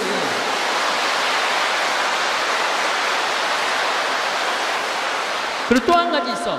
속 터지는 일 없으면 여기 안 와 또. 열심히 하는데 속이 터지는 거야. 열심히 하는데 속이 터지는 거야. 뭔가 나도 좀 분출하고 싶어. 나도 뭐 찬양하고 싶어. 여기 찬양팀 있지만 그래서 여기 여러분들 모이는 거예요. 그렇게 열심히 하는 자기한테 마리아야 너 정말 수고했다. 마리아 너 정말 이제까지 열심히 잘 살았다. 아이들도 잘 키우고 기특하다. 갈비 먹으러 가자. 갈비 먹으러 가. 그 다음에 또 제가 여기 와서 한 강의 중에 하늘나라 여권이라는 강의를 했어요. 하늘나라 여권. 하늘나라 여권이 뭐냐면은 아니 미국을 가도 여권이 있는데 하늘나라 올라가려면 여권이 있어야 돼 없어야 돼? 근데 여권을 열었는데 도장이 하나도 없어. 빈 여권이야. 하늘나라 도장을 딱 찍혀 있어야 되는데 그래서 잠비아 봉사활동도 가고 어려운 사람 밥도 좀 대접해주고 내가 시간 되면 밥 퍼주는 데 가고 봉사도 좀 하고 어려운 친척 있으면 내가 능력이 되면은 좀 돈도 좀 주고 우리 직원들 제가 월급을 많이 준다고 그러죠. 내가 직원들 애들한테 가르쳐요. 니네들 월급 엄청나게 받는다. 니네들 내가 니네 대학 나왔는지 중학교 나왔는지 고등학교 나왔는지도 모른다. 근데 첫 달 월급 300 주고 보너스까지 합치면 연봉이 4천이다. 연봉 4천 받는 청국장 저기 뭐야 띄우고 청국장 가루하고 상추 얘기하려면 또 끝이 없는데 상추 따갖고 이렇게 버는 돈 니네들만 위해서 쓰지 말아라. 고모 이모 좀 나이 먹었지만은 돈이 필요해. 늙으면 돈 필요해요. 늙으면 저는 지금도 어머니한테 매달 200만 원씩 용돈 드려요. 대한민국 우리 형이 그래. 대한민국에서 매달 지금 30년째 아들 그것도 아들 친구한테 200만 원 용돈 받는 건 우리 어머니밖에 없다고. 내가 왜 200만 원씩 용돈 드리냐면은 그거 안 쓰세요 어머니. 안 쓰세요. 근데 내 장롱 안에 돈이 500만 원, 1000만 원 있는 거하고 한 푼도 없는 거하고 어머니가 나이가 90이거든요. 얼마나 200만 원이 대단한지 아직도 허리가 안 구부러지고 꼿꼿해. 진짜 며칠 전에 갔다 왔는데 꼿꼿해. 당당한 거야. 당당한 거야. 그래서 좀 어머니들한테 용돈도 주고 내가 우리 30대 아이들한테 그렇게 가르쳐요. 여러분들도 하늘나라 여권이 있어야 돼. 하늘나라 여권 가지고 하늘나라 가야 돼. 여권에 내 도장이 몇 개 찍혀있나 이거 한번 확인해봐요. 오늘 가고. 난 찍어놓은 게 별로 없네. 황시무님한테 잠비아 한다고 도와준 것도 없고 그렇다고 또 가난한 공동체 뭐 해준 것도 없고 아무것도 도장 받은 게 없네. 문제가 있는 거예요. 예, 오늘 20주년 정말로 축하드리고 정말 여기 우리 카타리나 회장, 이하 신부님들 또 우리 찬양단들 열심히 하는 것 같아요. 그래서 그런 모습이 좋아갖고 저도 함께 많이 했는데 네, 바깥에 청국장 신부의 코로나19 책 있거든요. 필요한 분들 꼭 지금 사서 집에 가서 읽어봐요. 시간 가는지 모르고 제발 휴대폰 이렇게 들이대지 말고 책 좀 읽어보세요. 글씨도 크게 써놨으니까. 네, 감사합니다. 생각해보면 우리가 부모로서 산 기간보다 자식으로서 산 기간이 많습니다. 그래서인지 여전히 부모 노릇은 정답이 없는 숙제같이 느껴집니다. 현재 부모 노릇을 하는 분들도 있고 자식을 독립시켜서 부모 노릇에서 해방됐다 생각하고 계시는 분들도 있을 것입니다. 오늘은 부모 노릇에 대해 얘기해 볼까 합니다. 과거에 우리가 자식으로 살았던 시대와 지금 부모로 살고 있는 시대는 차이가 많습니다. 그렇다면 어떻게 달라졌을까요? 우리의 부모들은 60년대까지만 해도 자식을 평균 6명을 두었습니다. 반면에 현재를 살고 있는 우리들은 평균 1.2명을 낳는다고 하지요. 60년대에는 6명을 낳다가 지금은 1명밖에 안 낳는 이런 시대가 됐습니다. 옛날에는 학교에서 문제가 생겨서 선생님이 누구 모시고 오라고 하면 부모가 가는 경우도 있지만 다른 형제 자매들이 가는 경우가 많았습니다. 왜냐하면 부모님은 바쁘고 형제 자매의 나이 차이가 거의 학부모라고 할 만큼 차이가 났기 때문입니다. 옛날에 아이를 기르는 시대에는 길렀다는 표현보다는 자기들끼리 자랐다 이렇게 이야기하곤 합니다. 그런데 지금은 1명이나 2명을 낳으면 부모들이 자식 돌보는 일에 시간을 쏟습니다. 아침에 학교에 데려다주고 학교가 끝나면 다시 데려다가 학원 보내야 되고 또 그 다음에 영양 보충시켜야 되고 또 부모들끼리 모여가지고 어느 학원이 좋은지 정보도 교환해야 되고 이런 일을 하고 있습니다. 옛날 우리 부모들은 빨래하고 밥하는데 시간이 너무 많이 들었는데 요즘에 빨래하고 밥하는 시간에 들어가는 시간이 상대적으로 옛날에 비해서 줄었습니다. 세탁기 돌리는 이런 시대가 된 것입니다. 그리고 부모들이 교육은 받았겠다. 자식들을 자기가 못한 거 시키려고 자식을 잘 기르려고 하는 경쟁은 심해졌습니다. 그래서 자식에 대한 보호 수위가 엄청나게 높아졌습니다. 그리고 지금은 형제자매가 잘 없습니다. 앞으로 한 20년만 지나도 이모가 뭐지 고모가 뭐지 하는 이야기가 나올지도 모르지요. 지금의 자식들이 성장해서 결혼을 하면 부모와 같이 사는 인생이 아니고 독립해서 나와 배우자 두 사람의 인생이 시작됩니다. 요즘에 많은 엄마들이 마치 그 자식과 평생 같이 살 수 있는 것처럼 착각을 하는 경우가 있습니다. 하지만 그렇지 않습니다. 인생이라는 게 별게 아닙니다. 숫자로 본 우리의 인생은 부모 밑에서 살다가 성인이 돼서 독립을 하고 배우자와 가정을 이룰 때 그리고 자식을 낳아서 기르면 세 식구 그리고 더 세월이 흐르면 두 식구 그리고 다시 한 식구로 줄어들게 되는 게 인생입니다. 남자와 여자가 평균 수명이 7년이 차이가 나는데 남자가 대체로 빨리 죽습니다. 남편이 3살 더 많다고 하면 여자가 혼자 살아야 하는 세월이 10년입니다. 그런데 사람들이 대부분 이런 생각을 안 합니다. 노후 준비하라 그러면 대개 남자가 자기 죽을 때까지만 생각하며 준비를 하지요. 그런데 이런 생각을 해본 적이 있나요? 대개 환갑 정도를 맞으면 자식들이 결혼을 합니다. 그러고 나면 환갑부터 30년이 남습니다. 그 30년은 다시 부부가 사는 거예요. 행복이라고 하는 것은 자기가 바라는 것을 이룰 때 행복이라고 하는데요. 그런데 자식이 독립을 해서 자기도 자식을 낳고 살고 있는데 왜 용돈 안 주냐 이렇게 기대를 하면 행복할까요? 불행할까요? 간단한 겁니다. 그러니까 자기가 자식에게 어떻게 기대하고 사느냐 하는 게 나의 행복을 결정하는 중요한 변수라는 것입니다. 그게 자식뿐만이 아닙니다. 배우자에게 뭘 기대하세요? 자기가 기대하고 있는 게 많으면 많을수록 행복 지수가 떨어집니다. 우리 부모들이 살던 시대에는 1960년에는 평균 수명이 52살까지 사셨고 그 이후로도 70에서 80세에 가셨고 또 자식들이 6명이나 있었기 때문에 자식들이 부모를 부양하는 게 비교적 쉬웠습니다.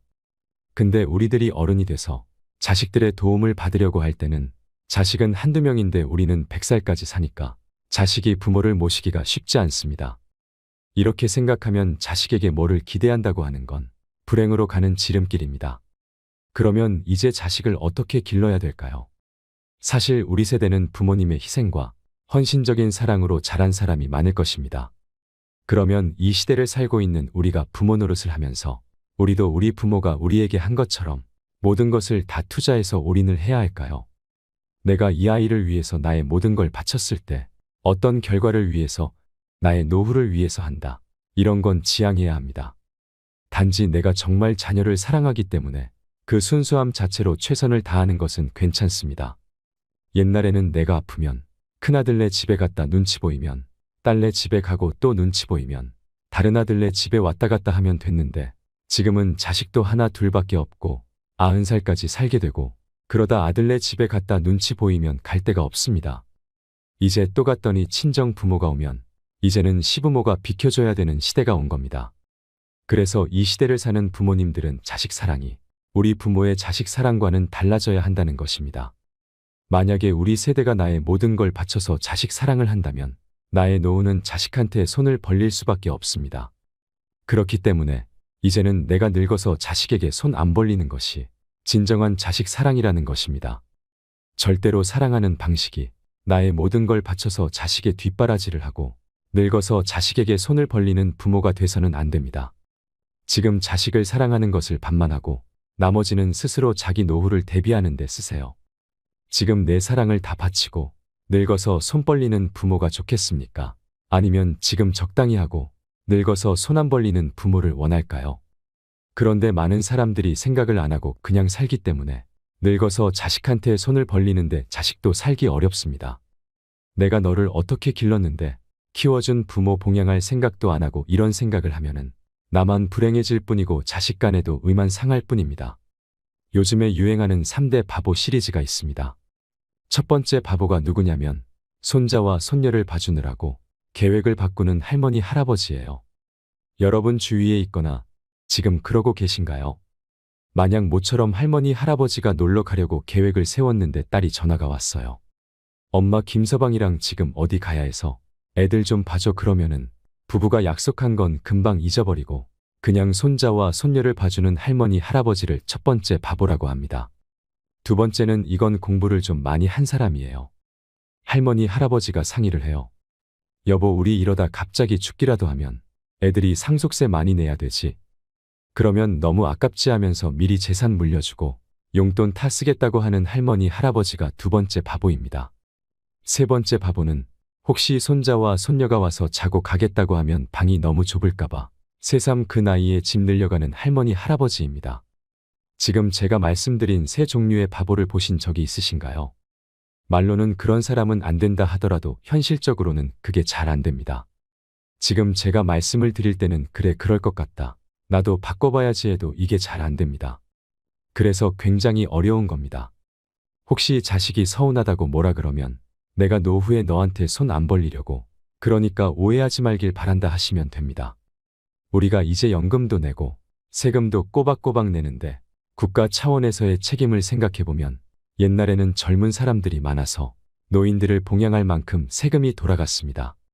그런데 이제 우리가 노인이 됐을 때는 인구는 줄어드는데 노인의 수는 많아지니까 젊은 사람이 부족해서 세금으로 감당이 안 되는 겁니다. 이것이 현실입니다. 그러니 나이 들어서 어떡하지 고민만 하고 있지 말고 지금부터라도 내가 1차적으로 대비를 해야 합니다. 노후에 어떻게 살지를 국가와 자식만 믿고 있으면 안 됩니다. 반드시 깨달으시기 바랍니다. 지금 제가 이야기하는 걸 들으면 자식들한테 다 주지 말고 반만 뒷바라지하고 반은 남기라고 그랬는데 난 이미 해버렸는데 어떡하냐 하는 사람도 있습니다. 늦었다고 생각되어도 지금부터라도 그렇게 실천하면 됩니다. 그러니까 오늘부터라도 무리하지 마세요. 손녀 손자 봐주다가 건강 잃는 것도 내 남은 인생을 망치는 길입니다. 내 몸도 적당히 쓰고 아껴야 자식에게 나중에 짐이 되지 않습니다. 지금 당장 눈에 보이는 가까운 것만 보지 말고 멀리 내다보세요. 50, 60이 되어서 이혼을 하면 요즘에는 재산을 똑같이 나누라고 하는 판결이 많이 나옵니다. 그러니 이제 더 이상 못 참겠다 하고 황혼 이혼도 많아집니다.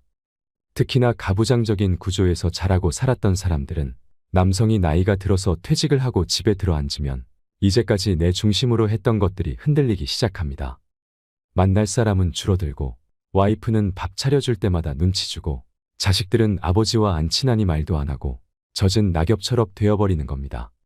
그러니까 지금부터라도 남은 인생을 함께 보낼 부부가 서로에게 잘하고 존중해주고 대화도 많이 나눠보고 친구들이나 자식과의 관계도 좀 신경을 쓰고 배우자가 말하면 고개를 끄덕여주고 이렇게 사는 연습을 해야 됩니다. 무엇이든 어려움을 해결하는 길은 사실은 간단한 게 아니라 뼈를 깎는 아픔이 있어야 합니다. 내가 죽고 나서도 내 자식은 40년을 살아야 합니다. 그러면 그 시대를 살아갈 내 자식이 이 사회에서 따돌림 받지 않고 어디 가서든지 본인이 하고 싶은 걸 마음껏 할 수 있는 삶을 살아가도록 하는 것이 우리 부모의 역할이 아닐까요? 어떻게 나이 들어가야 되는지를 말씀드리겠습니다.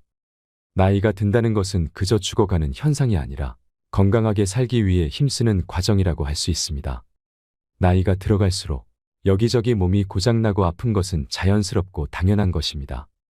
젊은 사람처럼 안 된다고 너무 욕심을 부릴 필요는 없습니다. 하지만 어떻게 관리하고 극복해 나가느냐에 따라 우리의 남은 생이 훨씬 더 행복할 수 있습니다. 노년기에는 아픈 사람이 많고 이 때문에 오래 산다는 것도 마냥 축복으로 받아들이기 어렵다는 인식이 있습니다.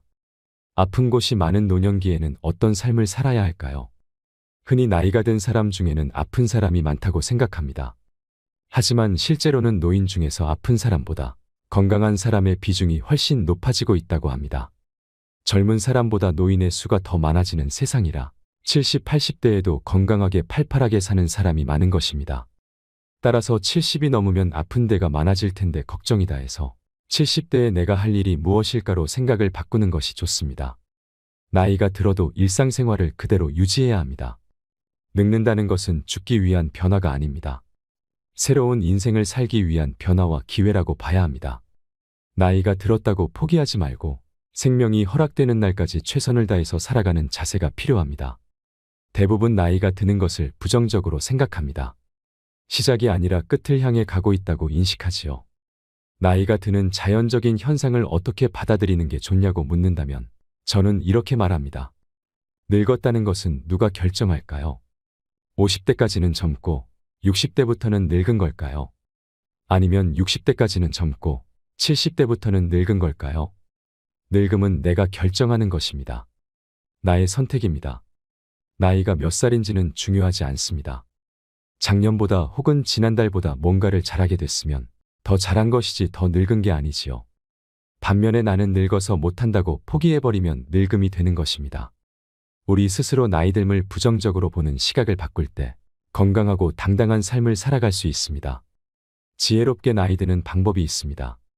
나이가 들어갈수록 생활 속에서 원칙을 지키며 살아가야 합니다. 저는 3가지를 강조하고 싶습니다. 첫 번째는 하자입니다. 뭐든지 해야 합니다. 나는 나이가 많아서 못한다. 나는 기운이 없어서 못한다고 하지 말고 자신이 할 수 있는 일을 찾아서 해야 합니다. 두 번째는 주자입니다. 예전에 노인은 가족이나 이웃의 도움이 필요한 사람이었습니다. 이제는 독립적으로 살면서 가진 것을 나눠주는 사람이 되어야 합니다. 재능을 나눠주는 것도 좋습니다. 능동적인 나눔이 꼭 필요합니다. 세 번째는 배우자입니다. 계속 공부해야 합니다. 세상은 격변하고 있고 변화를 따라가야 합니다.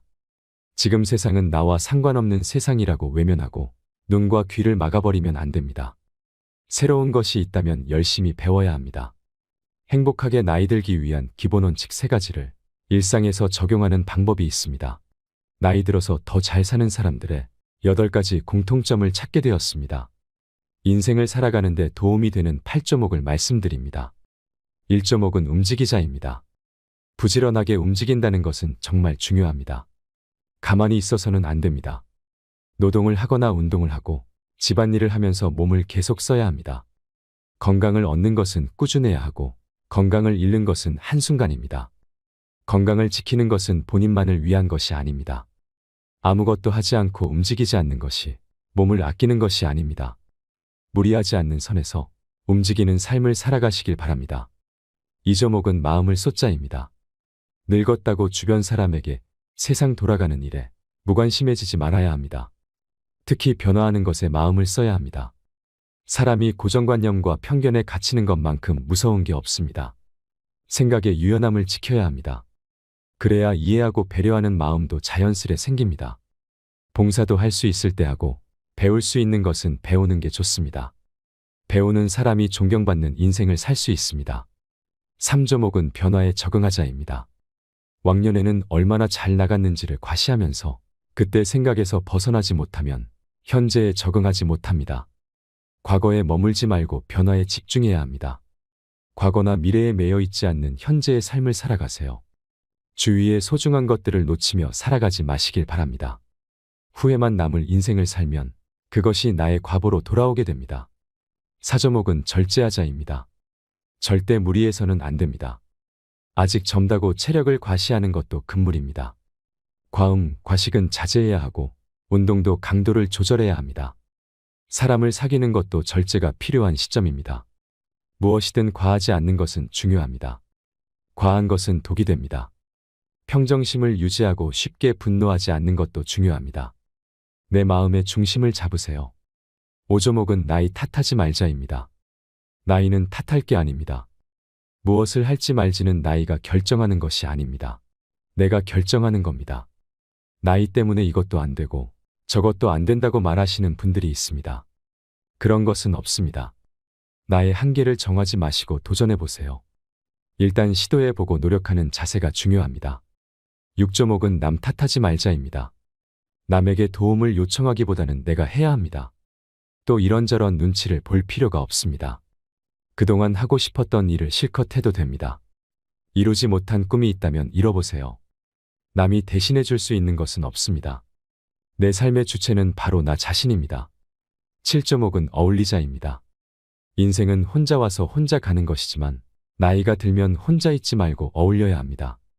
다가오기를 기다리지 말고 먼저 마음을 열고 다가가는 용기도 필요합니다. 외로움은 마음의 병을 부르게 됩니다. 하지만 친구가 없어도 슬퍼하지 마세요. 외로움을 사람이 아니라 다른 것으로 채울 수 있다면 그것도 좋습니다. 길가의 꽃도 친구가 될 수 있고 내 옆에 책도 친구가 될 수 있습니다. 8.5은 규칙적으로 살자입니다. 건강하게 사는 어르신을 보면 대부분 규칙적으로 사는 것을 확인할 수 있습니다. 특히 식사 시간은 꼭 지킵니다. 나이가 들수록 생체 리듬이 깨지지 않도록 노력해야 합니다. 상대적으로 시간적인 여유가 생기는 노년에는 운동을 하며 시간을 보내는 경우가 많습니다. 운동은 며칠만 해서는 효과를 보지 못합니다. 인내심을 가지고 꾸준히 규칙적으로 해야 효과를 볼 수 있습니다. 운동은 3주는 해야 내 것이 되고 3달을 하면 효과가 나오고 3년을 하면 비로소 문화가 된다는 것을 명심해야 합니다. 나이 드는 것은 두려워할 일이 아닙니다. 70살인데 주변의 도움을 받으며 수동적인 하루를 사는 사람이 있고 100세에도 활동적으로 살면서 스스로 선택하고 책임지는 하루를 사는 사람이 있습니다. 기회와 선택은 나이와 상관없이 주어집니다. 인생을 너무 잘 살아야겠다고 생각하면 지금의 인생이 초라해집니다. 인생은 그냥 길가에 풀 한 포기가 나서 사는 것과 같습니다. 아침에 눈을 뜨면 오늘도 살았네. 한 번씩만 외쳐보세요. 살았다는 느낌보다 인간에게 더 좋은 에너지를 주는 것은 없습니다. 인생에 너무 많은 의미를 두지 마세요. 항상 현재에 살아야 합니다. 지금 살아있다는 것입니다. 불행한 이유들을 만들어서 움켜쥐고 있지 마시고 놓아버리세요. 살아있는 행복을 지금 누리시면 됩니다.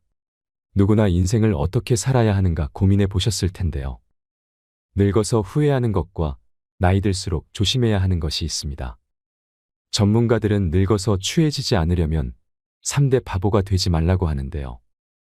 오늘 영상으로 3대 바보가 어떤 사람인지, 좋은 부모가 되는 법은 무엇인지, 부모 노릇에 대해서도 현명한 해답을 얻으셨을 거라고 생각합니다. 이상으로 책틀맨이었습니다. 지혜를 쌓는 당신의 오늘이 아름답습니다. 더 좋은 영상으로 찾아뵙겠습니다.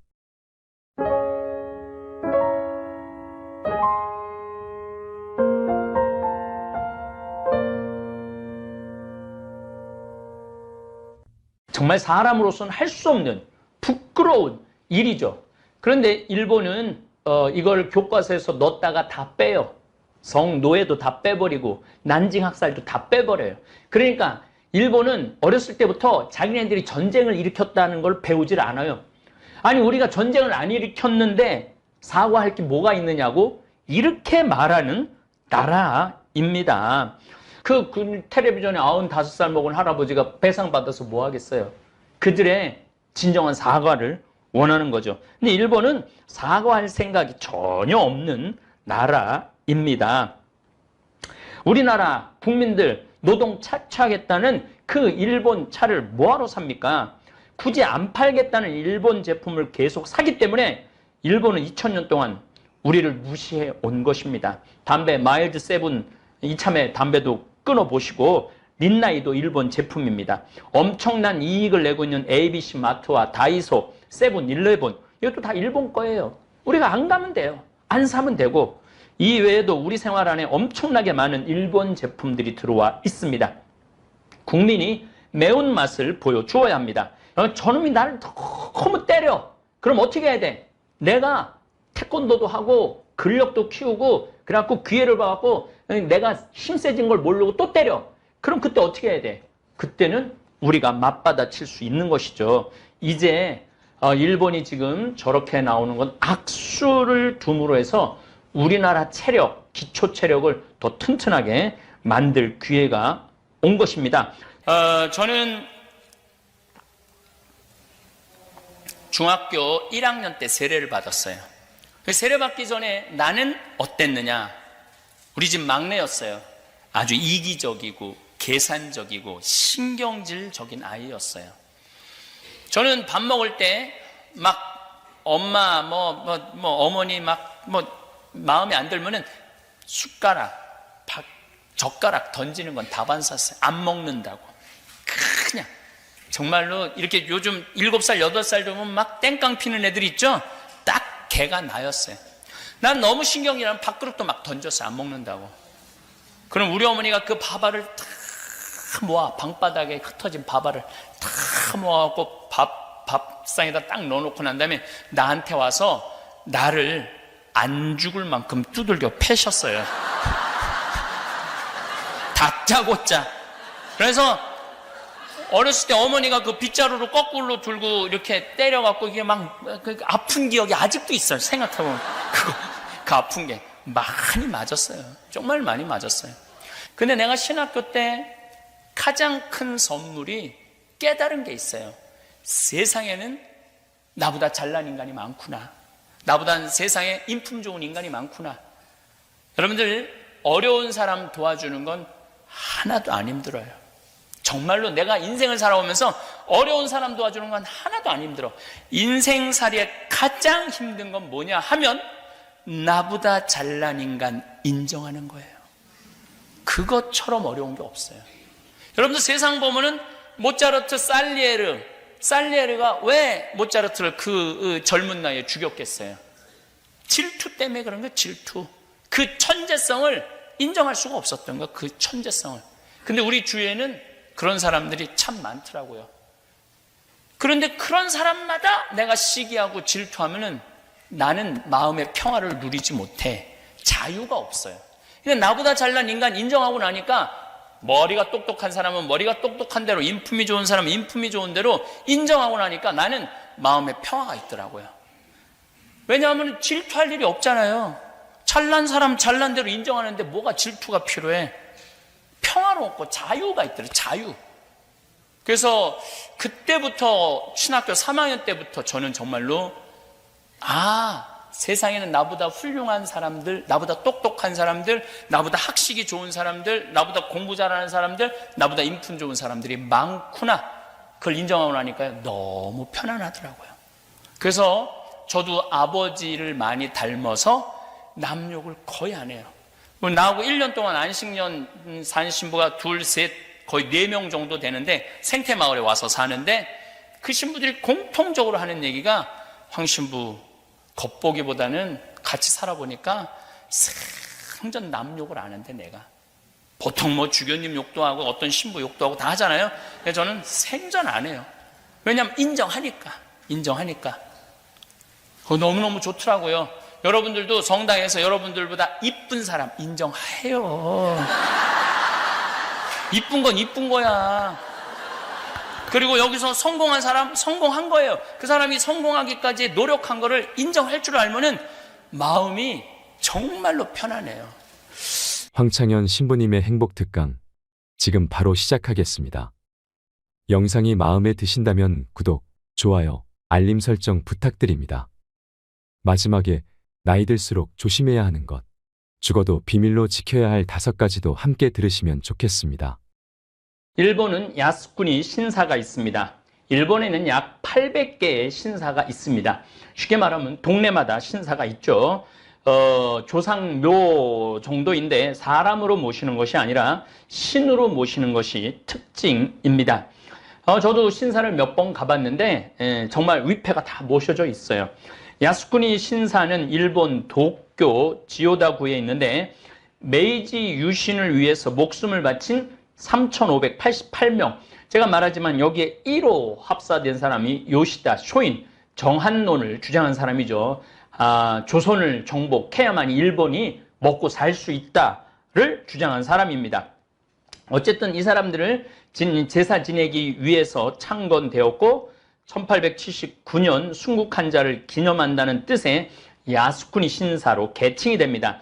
태평양 전쟁 등 침략 전쟁 참전 군인들도 합사되어 있어서 현재는 제사의 대상이 약 야스쿠니 신사에만 250만 명에 이릅니다. 메이지 이후 전쟁 하여튼 자기네 나라에 일본에 하여튼 도움이 되는 전쟁을 일으킨 사람이든 이론을 펼친 사람이든 다 신으로 모셔갖고 거기에 공물을 바치죠. 총리, 정부의 관리에 공식적인 참배가 합사된 침략 전쟁 정범들이 있는데 가서 절을 하고 감사하다고, 우리나라를 지켜줘서 감사하다고, 우리나라를 일으켜줘서 감사하다고. 그러니까 이 사람들은 전쟁을 일으킨 것에 대한 회개를 안 하는 거죠. 오늘 예수님께서 복음 말씀 이런 말이죠. 내가 바라는 것은 희생제물이 아니다, 자비다. 전쟁을 일으켜갖고 고통받은 난징에 30만 명 학살하고 우리나라는 뭐 말할 것도 없죠. 일제 36년 동안 우리 조상들의 그 밭은 고문, 아니 이 곤장, 이 매질이 부한말에는 없어졌다가 일제시대 때 생겨요. 매질, 곤장을 치는 매질이 그냥 합법화될 정도로. 너희들이 희생제물이 아니라 자비라는 말이 무슨 뜻인지 알았다면 죄 없는 이들을 단죄하지는 않을 것이다. 그것뿐만 아니라 일본은 전쟁, 성노예를 20만 명을 끌고 가죠. 그래갖고 동남아시아로 뭐 태평양 전쟁하는데 정말 그것도 제가 한 꼭지 말씀드리겠지만은 정말 사람으로서는 할 수 없는 부끄러운 일이죠.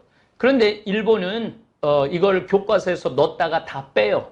성노예도 다 빼버리고 난징 학살도 다 빼버려요. 그러니까 일본은 어렸을 때부터 자기네들이 전쟁을 일으켰다는 걸 배우질 않아요. 아니 우리가 전쟁을 안 일으켰는데 사과할 게 뭐가 있느냐고 이렇게 말하는 나라입니다. 어쨌든 제가 일본에 대한 이해에 대한 말씀을 드릴 때 제일 위에 천황이 있어요. 그 다음에 쇼군이 있고 그 다음에 다이묘가 있고 그 다음에 사무라이가 있는 것이죠. 지금 사실은 아베는 이 총리라는 그런 개념보다는 쇼군이죠. 쇼군. 1, 2차 세계대전에 일본은 정당한 전쟁을 했고 또 기회가 있다면 또 일본을 위해 전쟁을 하겠다는 의지를 보일 때 신사참배를 하는 것입니다.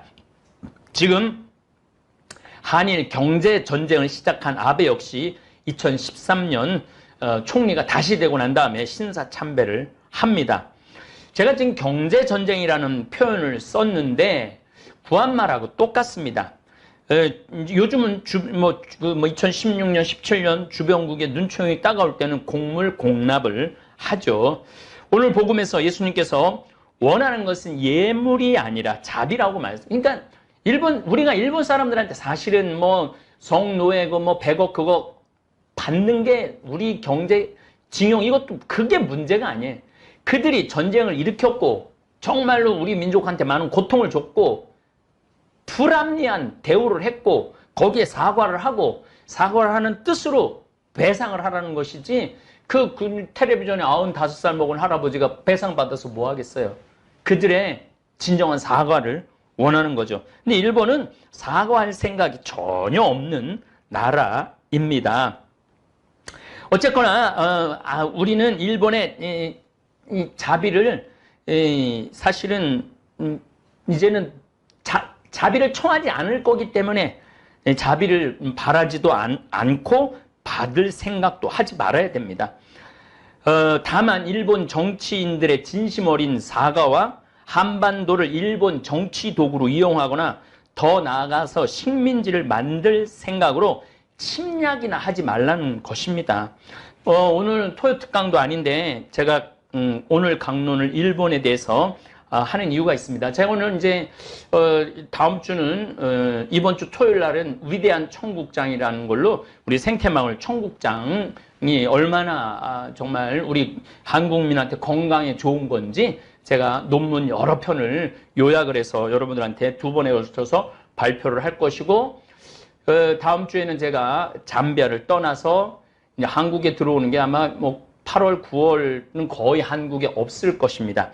그렇기 때문에 요 얘기를 꼭 좀 드리고 가고 싶어서 시간을 뺐습니다. 6.25 지금 상황을 잘 이해하지 못하는 대한 국민들이 많은 것 같아요. 대한민국 국민들이. 6.25 전쟁 끝날 때는 말할 것도 없지만 불과 10년 전만 해도 우리나라와 일본의 국민 총 생산 차이는 6배였어요. 우리가 1조 달러 때 일본은 6조 달러였어요. 우리보다 6배 막강한 국력을 갖고 있었죠. 10년 전만 하더라도. 그런데 2018년 기준으로 우리나라 국민 총 생산액이 1조 6천억이고 일본은 4조 9천억이에요. 한국과 일본의 격차가 이제는 3배밖에 나지는 않습니다. 더 놀라운 사실은 2018년 대한민국 수출은 6,050억 달러, 수입은 5,350억 달러로 무역 흑자가 한국은 700억 달러가 무역 흑자였습니다. 근데 일본은 2018년 수출이 8,147달러, 수입이 8,270달러, 적자는 123억 달러가 났습니다. 더욱이 일본은 무역 적자 국가지만은 흑자를 내는 나라가 미국, 홍콩, 한국이 3번째로 흑자를 많이 내는 나라입니다. 무려 1년에 일본이 우리나라한테 200억 달러의 흑자를 봅니다. 여러분들, 작년에 일본의 무역 흑자가 123억 달러라고 그랬잖아요. 무역 적자가. 근데 우리나라한테는 1년에 얼마를 더 벌어가느냐면 200억 달러를 더 벌어가는 거죠. 이렇게 흑자를 내주는 나라인데 우리나라한테 절은 못할 망정 반도체 핵심 부품을 팔지 않겠다고 선언을 하고 생떼를 쓰고 있습니다. 일본은 1944년부터 1945년 사이에 강제로 노역을 시킨 중국과 미국 포로들에게는 이미 사과했고 보상도 했습니다. 물론 우리가 1965년에 모두 계산이 끝났다고 일본이 주장을 하지만 개인 청구권이 남아있기 때문에 우리들이 법원에서 개인은 청구할 수 있다. 정당한 요구인데 일본 아베가 우리는 못 해주겠다. 그리고 너희들은 이 협약을 어기는 국가니까 너희들한테 우리 물건 안 판다. 이렇게 이야기를 하는 것입니다. 사실 우리나라보다 국민 총생산이 3배 정도 높은 것도 위협적인 것은 아닙니다. 왜냐하면 우리나라는 5천만 명이고 일본은 1억 2,800만 명이기 때문에 외적으로 보면 우리나라나 일본은 이제 거의 차이가 나지 않는 상태예요. 사실은 일본이 조금만 더 속을 들여다보면 발전할 수 있는 가능성이 거의 없는 나라예요. 일본 자신들은 아시아의 제1국가이고 1등 국가라고 믿고 자부심을 가졌는데 경제 규모는 중국에게 밀리고 경쟁력은 한국에게 밀리고 있는 일본은 아주 심각한 위기감에 사로잡혀 있습니다.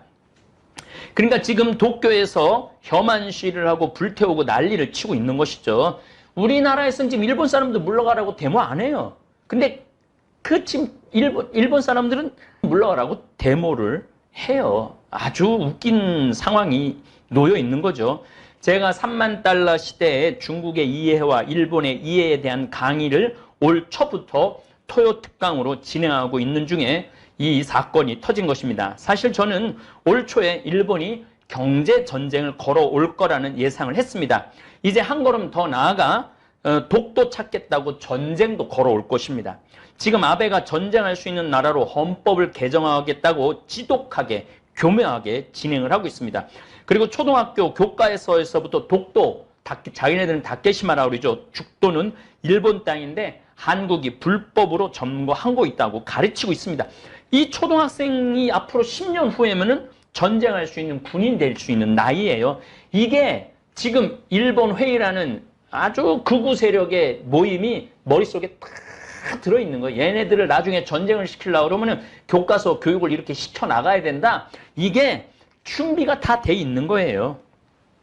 일본은 지금 1868년 메이지 유신 시대에 요시다 쇼인이 꿈꾼 조선을 정복하고 그 인질과 쌀로 만주와 리순을 정복한 뒤 중국 대륙을 정복한다는 정한론과 대동학 공용론을 따르는 무리들이 일본 회의라는 비밀 결사체를 만들어 집요하게 일본 국민들을 끌고 가고 있는 중입니다. 지금 자꾸 혐한을 계속 불러일으키죠. 또 우리나라는 이제 뭐 관광 안 가고 뭐 물건 안 하고 뭐 불매 운동하고 이게 그 극우 세력들이 원하는 거예요. 이게 참 정말 제가 이 신부구 유튜브 이걸 정말 많은 분들이 봐서 정말 그 심한 얘기를 하고 싶은데 하여튼 지독한 놈들이에요. 그래서 많은 경우 우리하고 한국하고 친구 될 수 없어요. 영원히 가깝지만은 적이에요, 적. 아베 역시 일본 회의에 속한 인물이고 지금 강경 발언을 하는 장관들도 일본 회의 소속 사람들입니다. 그러면 일본이 조선 말에 어떻게 한반도를 침략, 정복했는지 잠깐 살펴보겠습니다. 이미 메이지 유신 1868년을 시작하면서 조선 침략 전략을 시작하였습니다. 그리고 그 첫 번째 침략이 운요호 사건입니다. 일본은 1853년 페리 제독, 미국 제독이 에도, 도쿄만 앞에 와서 함포를 쏴대면서 군사력으로 위협을 해갖고 1854년 일본은 개항을 하고 외교 관계를 수립합니다. 그게 함포 외교라는 거예요. 겁을 줘갖고 이제 개항을 하게 만드는 거죠. 이 여기서 배운 대로 1875년 강화도 앞바다에 와서 일본은 군함 운요호와 다른 한 척을 부산항에 정박시켜 놓고 함포로 시위를 하고 또 이 해로 측량도 하고 무력 시위를 하죠. 9월 21일은 이번에는 강화도로 와갖고 난지도 부근에서 정박하고 식수 구한다라는 구실로 보트에 군인들을 승선시켜갖고 연안을 정탐하고 강화도 초지진 포대까지 접근을 합니다. 저도 지난번에 초지진에 갔다 왔었는데 정말로 바로 코앞에까지 다가온 거죠. 조선군에 접근하지 말라는 명령에도 불구하고 일부러 자꾸 싸움을 거는 거예요. 지금 아베가 우리한테 싸움을 걸듯이 그때도 싸움을 먼저 걸어요. 싸움을 걸어갖고 초지진에서 포대로 포격을 가하니까 운요에서도 맹포격을 하죠. 이미 포의 성능이 너무너무 우세한 일본군은 초지진을 파괴하고 영종도, 영종진에 맹포격을 가하면서 육군까지 상륙시켜갖고 살인, 방화, 약탈을 자행을 합니다. 이때 조선군 전사자 35명, 포로 16명, 대포 35개, 화승총 130개 이거를 뺏어가죠. 근데 그때 운요호 사건 때 일본 사람들은 두 명이, 한 명은 뭐 전사했다고 그러고 한 명은 경상이라고 그러는데 거의 피해를 입지 않아요. 그럼에도 불구하고 일본은 강화도 조약을 통해 갖고 뭐 자기네들 측량할 수 있도록 갖고 취해 복권하고 아주 치욕적인 조약을 하죠. 그러고 난 다음에 제물포 조약, 그 다음에 청일 전쟁 끝나고 난 다음에 시모노세키 조약, 러일 전쟁 끝나고 난 다음에 을사의약, 그리고 1910년에 완전하게 병합을 합니다. 그럼 1875년부터 운요호를 보내면서부터 작전을 했던 거예요. 그러면은 35년 만에 나라를 빼앗은 거예요. 그럼 지금 아베가 2019년에 전쟁을 걸어왔어요. 그럼 이 친구들이 1년, 2년, 3년 후를 생각하는 게 아니에요. 이 친구들은 지금 경제력이나 뭐 군사력이나 뭐 국민의식이나 지금 자기네들이 1등이라고 생각하는데 지금 같아진 거예요. 같아진 거니까 누굴 주저앉혀야 돼? 한국을 주저앉혀야 된다고 생각을 하는 거예요. 이거 1, 2년으로 이 사람들 생각하지 않을 겁니다. 10년, 20년, 30년으로 어떻게 하면 이 한반도 통일 못하게 하죠. 우리가 남북한이 통일만 되면은요, 일본은 우리보다 훨씬 떨어지게 돼 있어요. 지금 모든 면에서 지금 일본은 100년 전 한 짓을 똑같이 합니다. 이건 수출이 되고 안 되고 그 문제가 아닙니다. 여러분들 수출 안 된다고 100년 전에 나라도 뺏겼어. 나라도.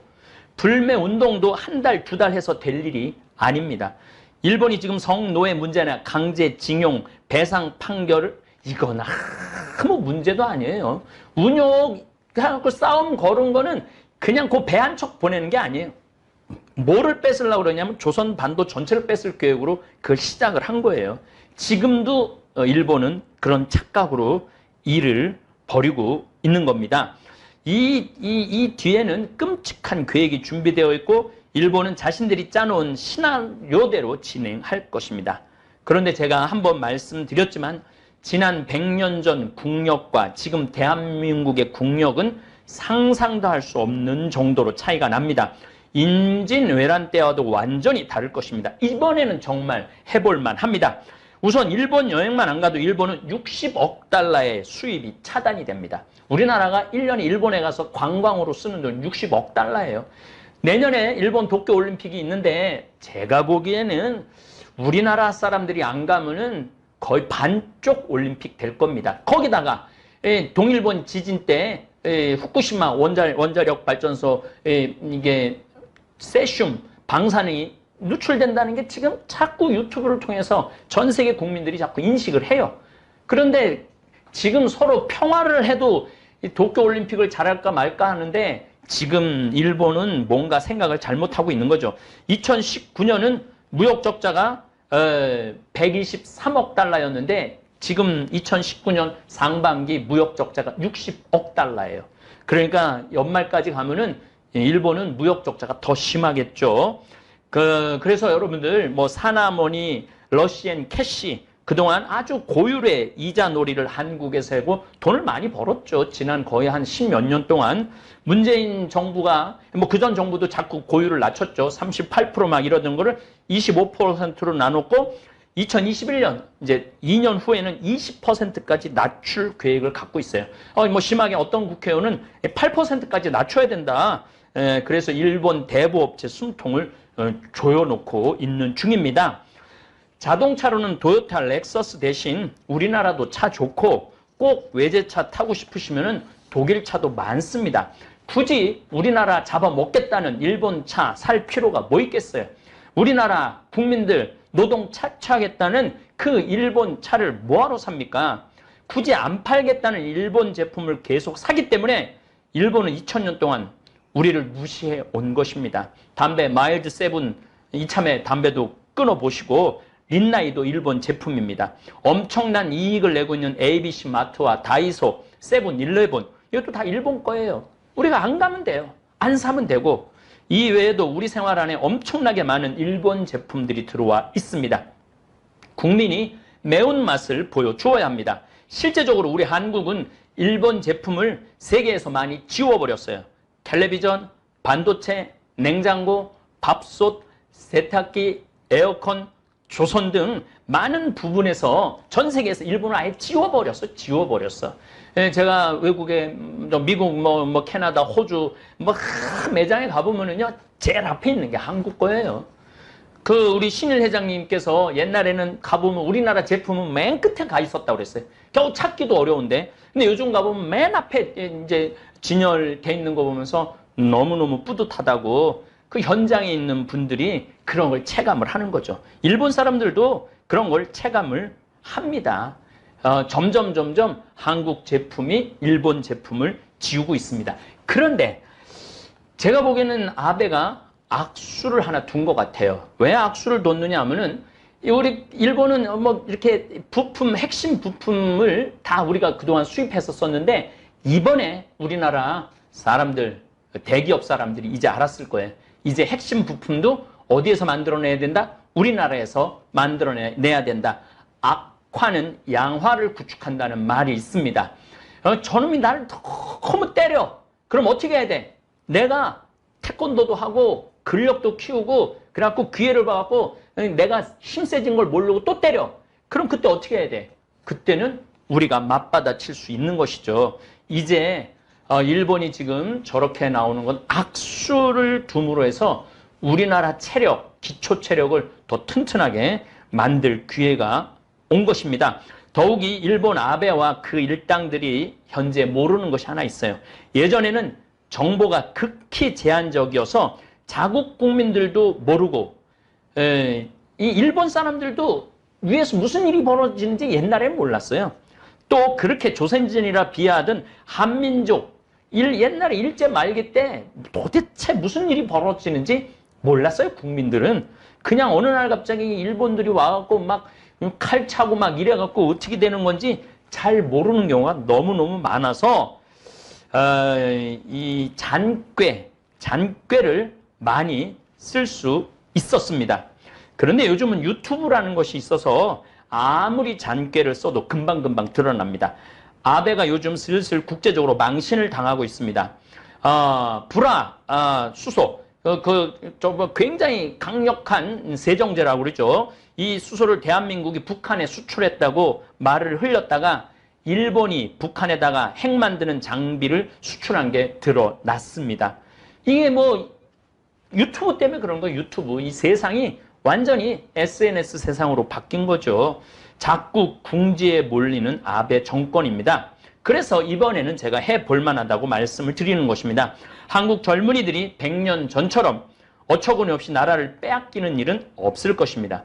일본은 지금 자신의 턱밑까지 따라온 대한민국을 용납할 수가 없어서 저런 짓을 하는 것입니다. 저는 대한민국 국민들이 불안하거나 초조할 필요가 전혀 없다고 생각을 합니다. 불안한 건 일본입니다. 어쨌든 일본에 대한 이해를 끝까지 여러분들이 제 특강을 들어보시면은 우리가 일본을 어떻게 상대해야 하는지 그 답을 찾을 수 있을 것입니다. 다시 한번 우리 유튜브 시청자들에게 말씀드리지만은 한국은 기반 시설도 잘 돼 있고 사회 시스템도 잘 돼 있고 우리 일본에서 먹을 거 거의 들여오지 않아요. 먹을 거 호주, 캐나다, 미국, 아르헨티나, 브라질, 중국에서 들여와요. 그렇기 때문에 뭐 먹을 거리 우리 걱정하지 않아도 돼요. 그러니까 이 국민들이 정말 좀 이렇게 단단하게 좀 있었으면 좋겠어요. 막 나라가 망했다느니 뭐 이제 수출이 안 돼서 끝났다느니 여러분들 우리나라가요 일본 수입하는 게 오히려 200억 달러를 더 수입해주고 있어요. 이제 다른 나라하고 더 다방면으로 다른 나라하고 교류를 하면은 우리 훨씬 경쟁력이 좋아질 것입니다. 오늘 7월 19일 금요일 저녁 7시 반에 분당 성요한 성당에서 잠비아 돕기 자선 음악회를 공연합니다. 정말 순수한 아마추어들이 연주하고 신부들이 노래하는 축제입니다. 대한민국은 제가 지난번에 국회에 가서도 아프리카 포럼 의원님들한테 말씀을 드렸지만은 전 세계에 이렇게 제가 나가보면은 대한민국 참 건강한 나라예요. 텔레비전만 안 보면은 참 건강한 사람, 착한 사람들이 훨씬 더 많아요. 대한민국에. 착한 사람이 더 많고 성실한 사람들이 더 많습니다. 그래서 오늘 저녁 7시 30분에 정말 성실하고 착한 사람들이 모여서 복음, 하늘나라 건설에 한 기둥이 되려고 노력하는 그러한 사람들 아낌없이 박수 쳐주시고 함께 오시어 즐겨주시기를 바라겠습니다. 감사합니다. 저는 김연아 선수를 참 좋아합니다. 2012년 밴쿠버 동계올림픽 때 이 20살밖에 안 된 아가씨가 전 세계 카메라가 비치고 있는데 금메달 땄을 때 태극기가 올라갈 때 성호를 걷잖아요. 그렇죠? 이게 성호 걷기가 쉽지가 않아요, 사실은. 여러분들은 교우들하고 밥 먹을 때는 성호 걷도 성당 안 다니는 분들하고 같이 밥 먹을 때 성호 걷기가 참 용기가 잘 안 되죠. 그래도 용기 있는 분들은 거요. 그런데 정말 지위가 높거나 정말 나하고 상관이 없는데 공식적인 자리에서 성호 걷는 건 더 어려워요. 좀 양심적인 신자가 허벅지에 십자가 긋고 먹죠. 양심적인 신자가 허벅지에. 근데 이 아가씨는 전 세계 카메라가 비치는데 묵주 반지 이렇게 하고 성호를 긋는 참 그 용기가 너무너무 대단해. 그 비하인드 스토리는 또 너무 재밌는데 지금 시간이 없어서 비하인드 스토리 제가 그 아버지하고 너무너무 잘 알아요.